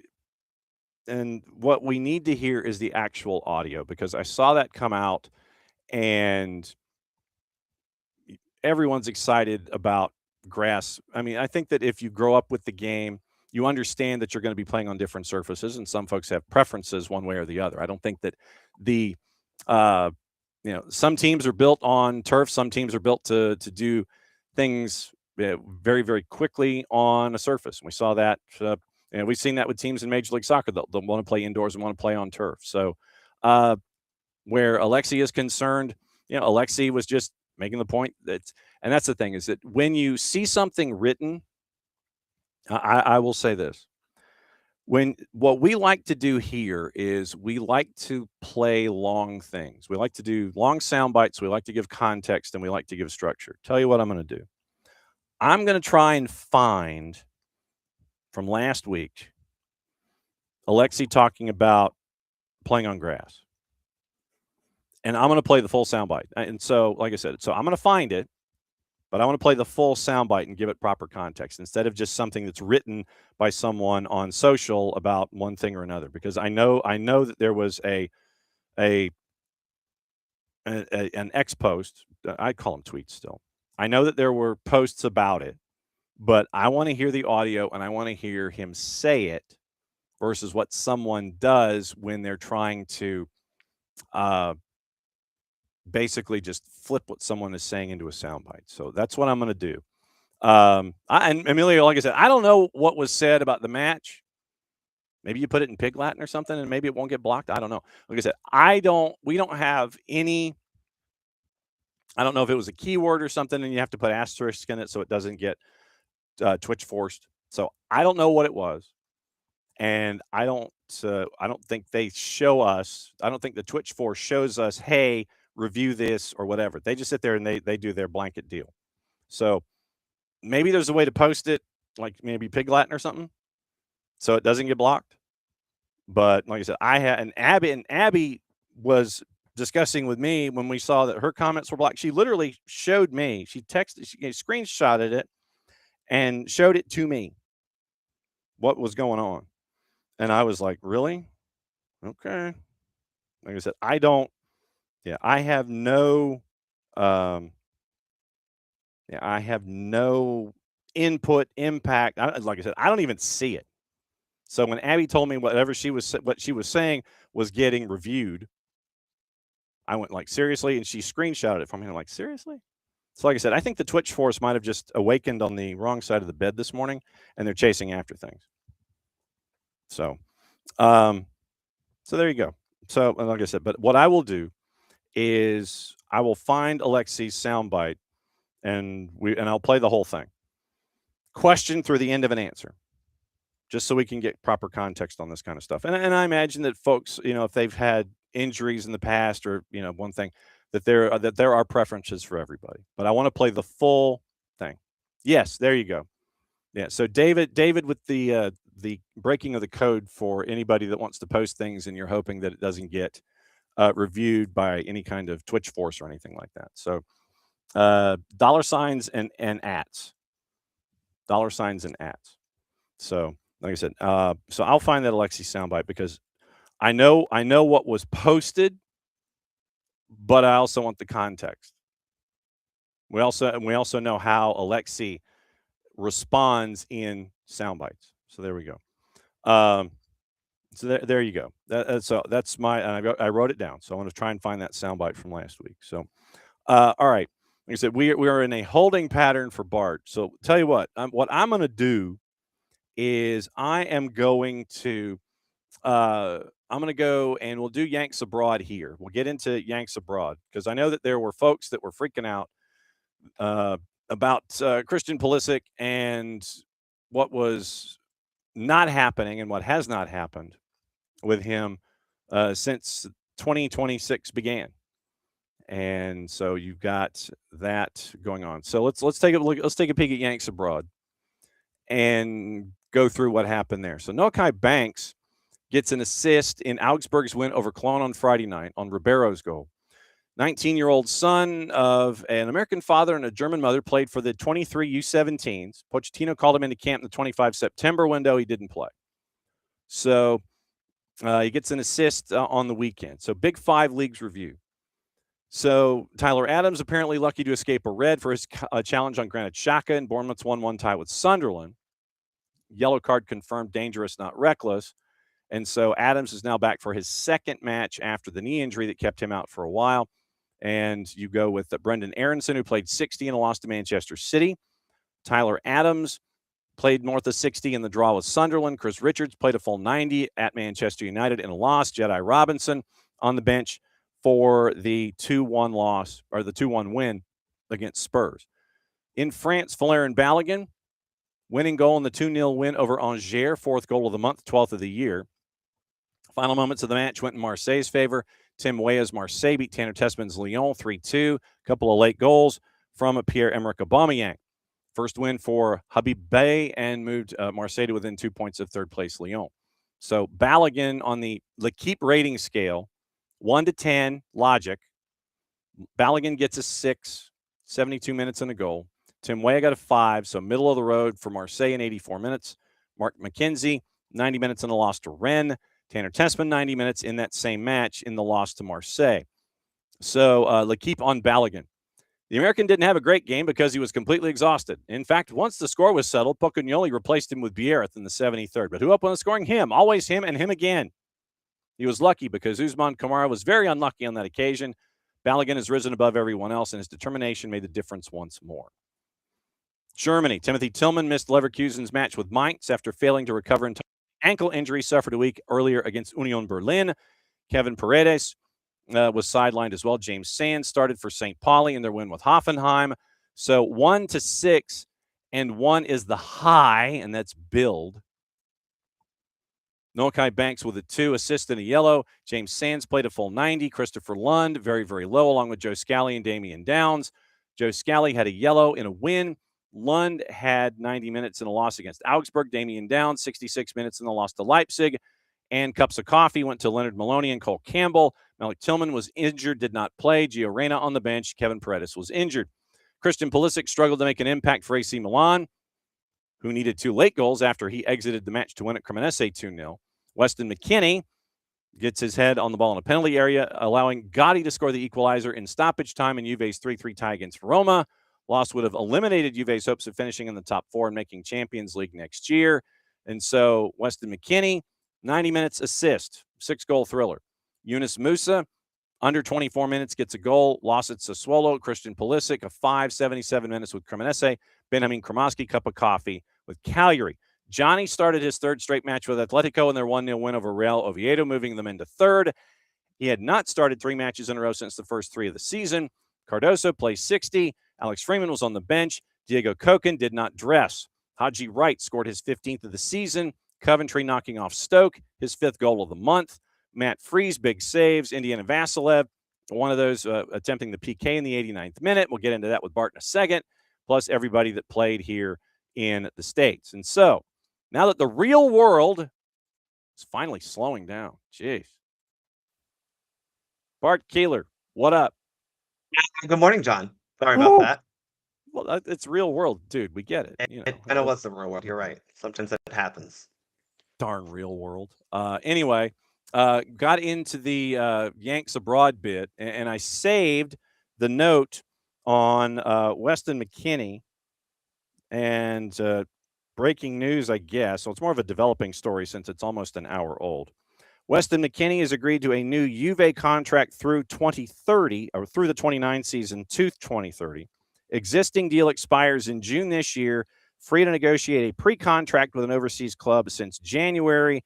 And so Weston McKennie locked up through 2039. I think that if you looked at that with Juve and you stared at him across the long rectangular glass table with the matching chairs, you just sit there and you go, well, duh. Well, they've been down on McKennie his entire time at UVA.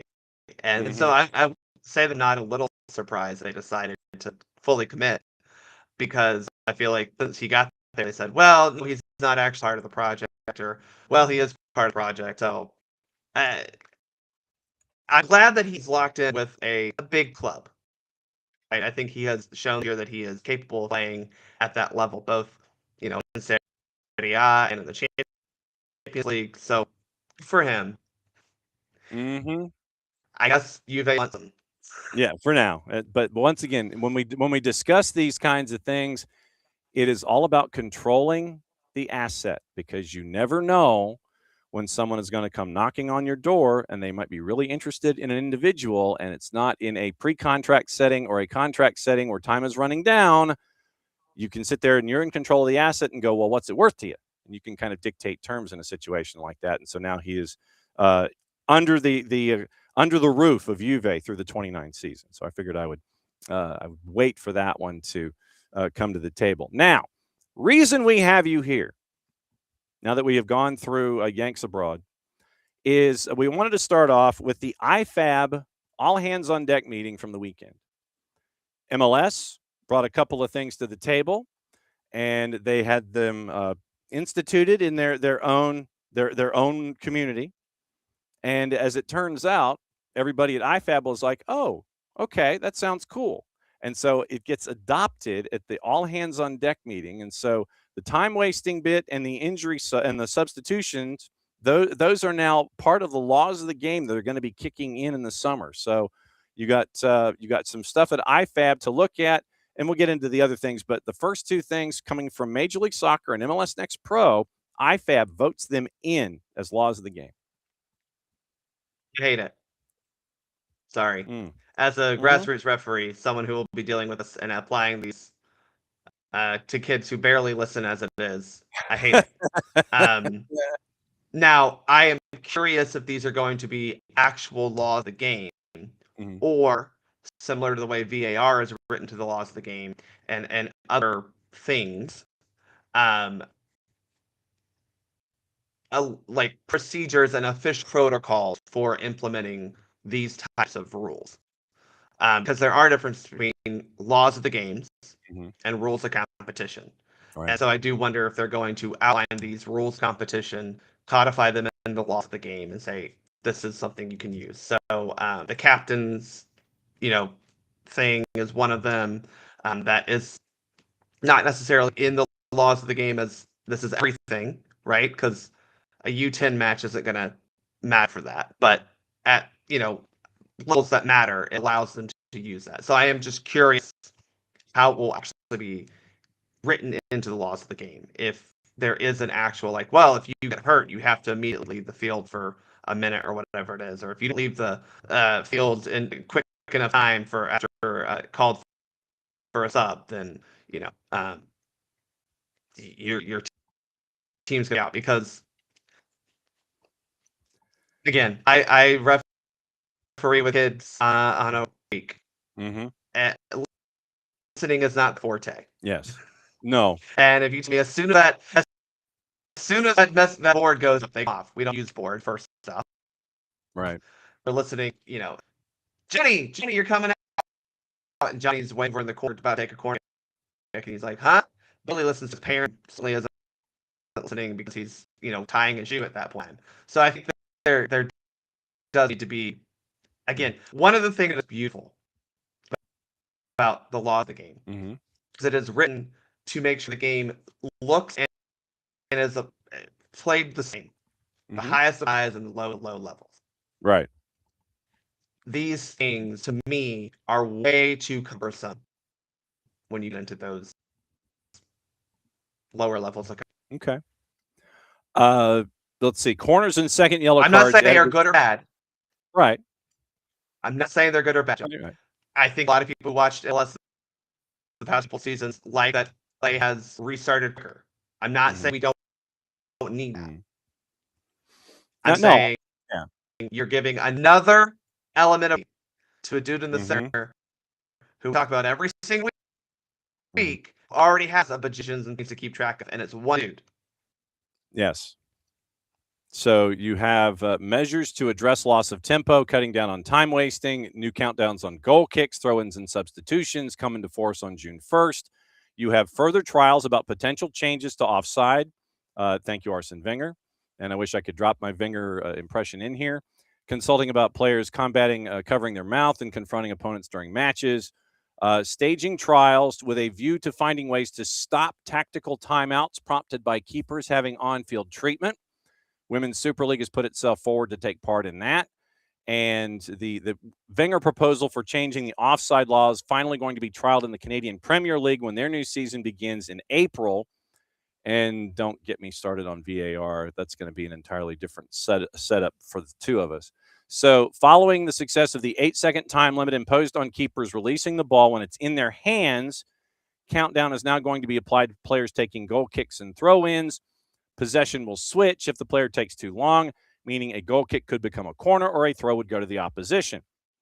So substituted player has to leave the field within 10 seconds. Replacement will not be immediately available to come on. Team has to play a man down, so you get a power play for at least 60 seconds until the next ball goes out. Players who go off injured have to stay off for an extended period, doubling the Premier League's 30-second regulation to a minute. FIFA had trialed 2 minutes, also used in Major League Soccer in the Arab Cup in December. Leagues had concerns about unintended consequences, such as a player having to leave the field when injured and their team conceding a goal. There will be exemptions, including when the opposition player has been booked or sent off if a substitution is being made, or if the player is to take a penalty. The law will not apply to keepers, and no solution was agreed for the, quote, tactical timeout that has, according to Dale Johnson at the BBC, been seen as a scourge of the modern game. IFAB technical panels discussed the issue at length. No common ground on an effective solution. A proposal to take an outfield player off was proposed but rejected. Then it could cause an injured keeper not to seek treatment for fear of hampering the team. IFAB decided trials could be conducted to further assess the issue and propose options as a deterrent. So there you go. Amendment to the law around DOGSO. At present, defender can only be sent off if the player fouled is through on goal, but that will now be expanded so it covers teammates of the attacker.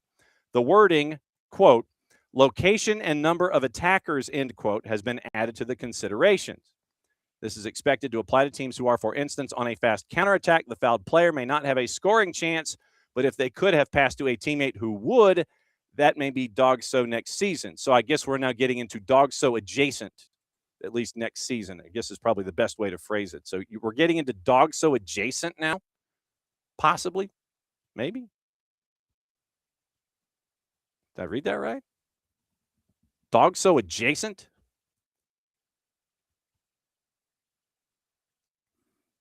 Nope, you're muted. So like, there we go. There you go. Now you're back. You're back. You're good. Sorry, I need to turn it on. I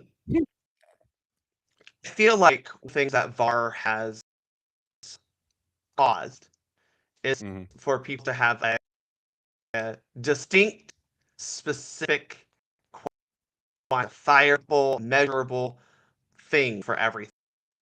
Got it. Except for how long a VAR review should take about. Oh boy! Don't get me started. And that is my concern, is that now I feel like everything, the sole job now of the center official is going to be counting and tracking things, not managing the game. Right. Yeah. So you need to have a designated counter. You need to have like a fourth who just kind of, the fourth will sit there and he'll be the one going like this. He'll be the one counting off now.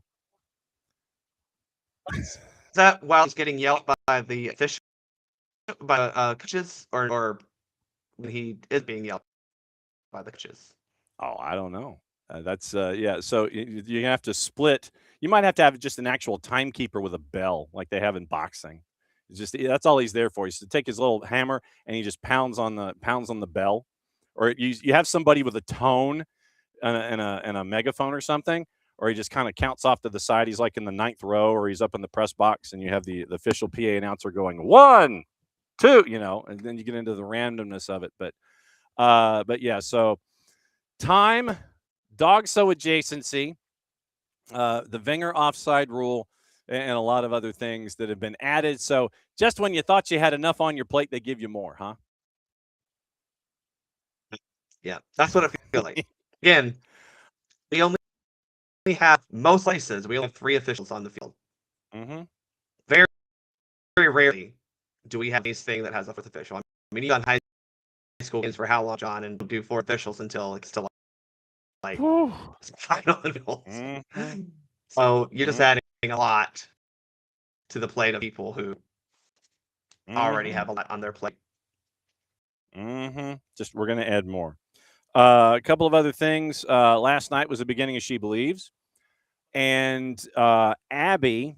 No, and Abby, you are correct.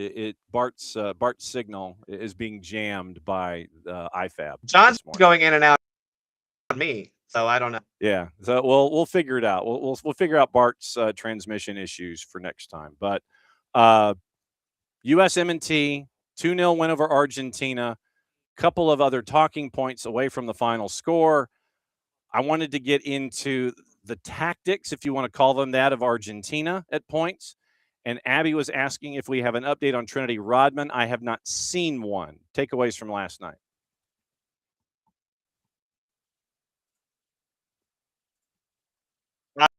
I can give the update that she was limping badly walking through the press zone last night. Right. Mm-hmm. And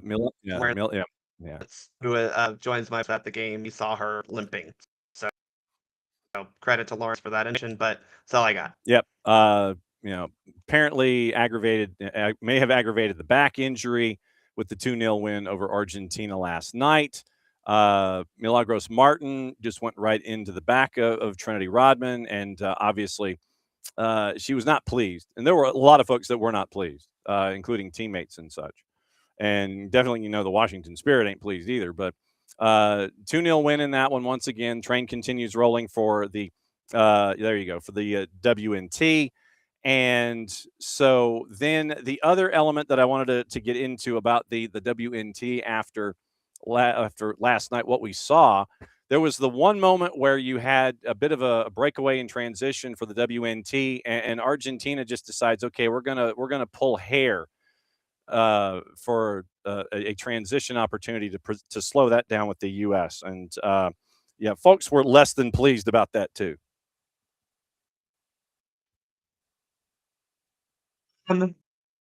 I don't think the center official last night be getting any assessment from FIFA mentor who's on site. Let's put it that way. Yeah. I thought she looked scared to call fouls. I thought she looked unable to manage any of the aggressive play from either side. And I thought that there were times that it took her 3 seconds to call a foul that was very clearly a foul, and there was no play continuing or advantage possible. I thought she had a bad night. I'm going to be real honest. And then pulling hair, very clearly pulling hair, that goes unpunished, even a yellow card. Onto multiple missed offside calls by the assistant referees. It was a bad night of officiating. I'm just going to be real honest. Part of that is I don't fool all these officials are there. They may be new to this. Let's just put it that way. They might be testing out the international level and different. You're talking about the U.S. Women's National Team, one of the best teams in the world, if not the best in the world. You're talking about Argentina, a team has no problem kicking their grandmother. It means that they're going to win a soccer game. And Mm-hmm. It was contentious. Don't think it's going to be easier Wednesday, and it certainly won't be easier on Saturday when we play Columbia. So, it's unfortunate because it did feel like we were doing a whole lot of picking people up off the ground instead of trying to play soccer. Yeah, it was not pretty. So I think I agree with your assessment about mentors and mentees and such. That is going to be a long run. So what is next for the U.S. soccer? What for soccer for USPOD? And are you doing a tweener after match 1, heading into match 2? And SheBelieves. What is your SheBelieves Cup coverage, sir? We will be doing a full recap this week of SheBelieves Cup, taking evaluation, because the thing that I do need to say about last night's match, I think it's very clear this was a pretty, I don't want to rotated lineup, but I do not think I don't think the 11 last night would be what it would throw out there if it was a must-win game. Yeah. Now, that said, Claudia Dickey did prove a whole lot last night. Okay. But when I said we don't need to react one game, if that makes sense, because look at this as a total evaluation of who stood out, and then what did we learn about what the team actually is going forward. And so we can't know that until after all 3 games, because last night happened. I think the lineup on Wednesday will be very different, and then we'll see what the lineup is against Columbia on Saturday as well. So no SheBelieves coverage this week. We may be doing some more U.S. soccer, building on last time we came out and see where the bubble players not in. I think right now we are trying to look at narrowing down, right, who the players coming to the World Cup will be. And part of that is because looking ahead at March roster drop, which will come out in about 2.5 weeks, I think. Yep. And we will keep an eye on everything that is going on there with you and the Soccer for USPOD. Thanks for coming in this morning. I know the real world intervened and the real world stinks. And so now what we will do also is independently, we'll figure out your transmission problems and find out why the Russians are jamming your signal. We'll get into that coming up for the next visit. So as always, my friend. I think what it is Man United is jamming because they don't want to talk about the team. No, not true. I think the Russians are jamming your signal. We always encourage we encourage discussion, and we do it with depth. And so that's depth and understanding and context, and that's what we do. So no, they are not jamming your signal. Otherwise, they would be jamming the entire signal from all of us when it comes to shows over probably last handful of seasons. But no, it's not being jammed. It's just that we're measured in our responses, and so no, they're not jamming your signal. The Russians are jamming your signal too, and maybe the Argentines. Look forward to seeing folks at the tailgates on Saturday. Yes, that is absolutely true. We'll see you Saturday, my friend. Thanks for dropping by. Bye, y'all. And there goes Bart. So like I said, we'll figure out his transmission problems. I think the Russians were jamming his signal. To get into the game report from last night, 14,446, and our buddy Lucas Panzica was on the call for Westwood 1 last night. I believe Saskia Weber was in the booth with him as well. Goals by Lindsay Heaps and Jaden Shaw, 19th and 56th. So you had a shot just outside the 18 from Lindsay Heaps. Jaden Shaw gets through the hands of the keeper Solana Pereira, gets the victory in Nashville. And like I said, Milagros Martin in stoppage time was the one that kind of went through Trinity Rodman. And so the only save came from a shot by Maria Monsegundo. Only save, once again, right into her hands, struck from close range. But Claudia Dickey, once again, gets a 6 in the ratings from our friends at Soccer America. And it's on a scale of 1 to 10. Mike Waitala was viewing the proceedings. So your starting lineup was Maddie Darlene, Kennedy Wesley, Tara Rudd, Giselle Thompson at the back. Midfielders, Lindsay Heaps, Olivia Moultrie, and Lily Johannes. Up top, Emma Sears, Jamise Joseph getting her 3rd cap, and Jaden Shaw. So just to give you an idea, it was Darlene at left back, her 3rd cap, Kennedy Wesley's 4th, Tara Rudd's 11th, Giselle Thompson's 6th. Then you get into the veterans. Lindsay Heaps, her 171st cap. Olivia Moultrie, her 14th. Same for Lily Johannes. And for Emma Sears, her 15th. Jimmy's Joseph, her 3rd. Jaden Shaw, her 32nd. Then at the substitutions, you had Claire Hutton coming in. Lily Real came in for her 7th cap. Emily Fox, Trinity Rodman came in. Allie Sentner came in. Alyssa Thompson came in as well. Lindsay Heaps entered the game. 170 caps. The rest of the starters combined for 99. Her assist, 39th of her career, scored at least once for the USA in every year since 2015. Canada Wednesday at the Death Star in Columbus. Colombia Saturday in New Jersey in the Swamps, and that will continue there. So your starting lineup, Lily Real came in and lasted 16 minutes. Fox came in the 62nd to play the final 30, and you had Allie Sentner come in at the same time that Fox and Rodman came in, and then you had the late substitution for Trinity Rodman after injury. Thompson came in the 76th, and then you also had Claire Hutton coming in to give you a half. Your stats on the night, Deli Gomez from Costa Rica was the center ref. Iris Vale from Guatemala. Gisette Kerr-Wilson from Jamaica, your ARs. Lee Fernanda Caballero from Mexico was your 4th. Shots on the night, 6-5 for the U.S. Shots on target, 3-1. 1 save each. 33 fouls called in the match. That is a boatload of fouls. Boatload of fouls. 33 fouls called, 21 of them on Argentina. 6 offside calls, and possession was 2-1. So 33 fouls. I did not realize it was that bad. But the whole thing about the hair pull and it not turning into anything of any depth. And I said, I think that this might end up being this one is not going to be getting any kind of nominations later on for any kind of competitions of this import for that crew. So, and the ARs not wanting to help out with the center F as well. So, yeah, it was a long night for the officials. 33 fouls. I did not realize it was going to be 33 fouls. 33 fouls on the night. Wow. Whew. Okay. Did not know that. Speaking of the NWSL on Victory Plus TV, they are adding content there. And it is on-demand activity that is going on at Victory Plus with the NWSL as they're getting ready for their season coming up. It is 57 matches that are going to be available. And I don't want the pop-up windows. I'm trying to read.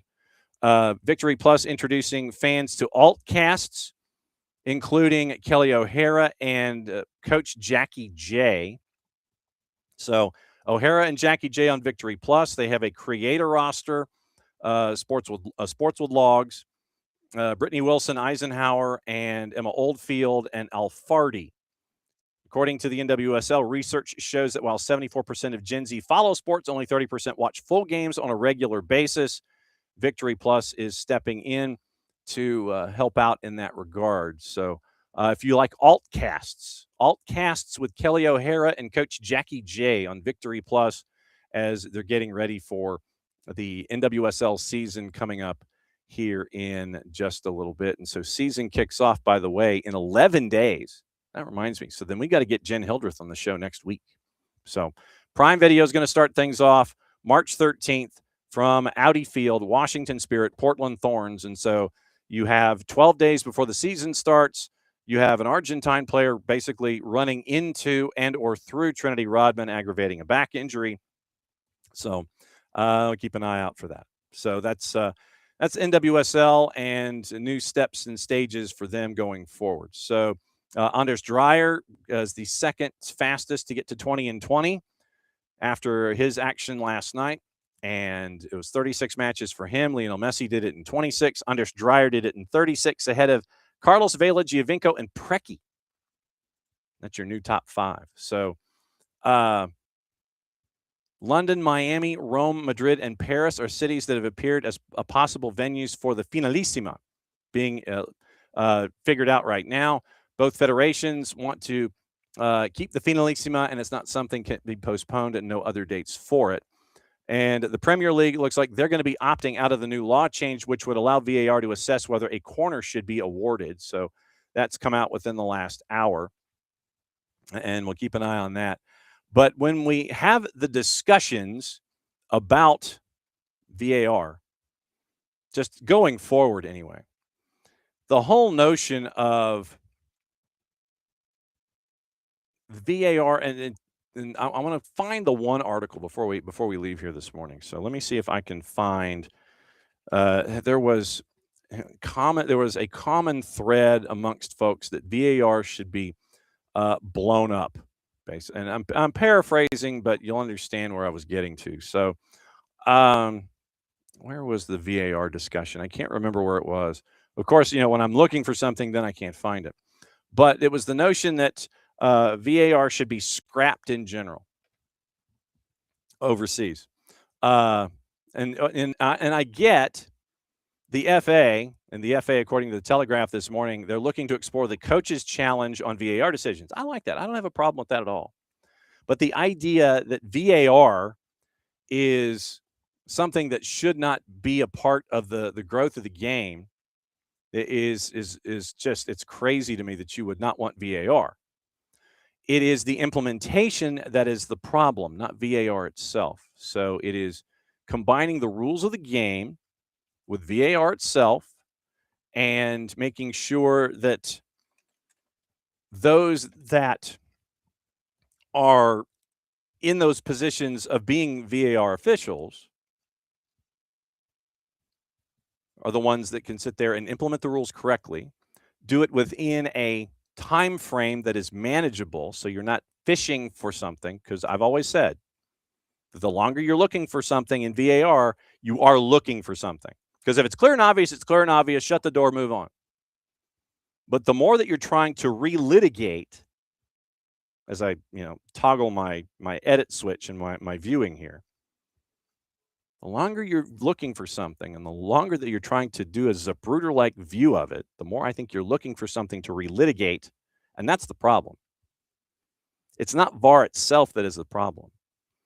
VAR itself is bound to the individual that it's with and the laws of the game, not the individuals that want to relitigate a play. Oh, you got it wrong. That's not the point. Here's what I'm trying to convince you of about your initial call. No, that's not how this works. Relitigating plays and going over something that may or may not be clear and obvious and looking for something, that's the overall issue from my view about VAR. It's not that VAR is bad for the game.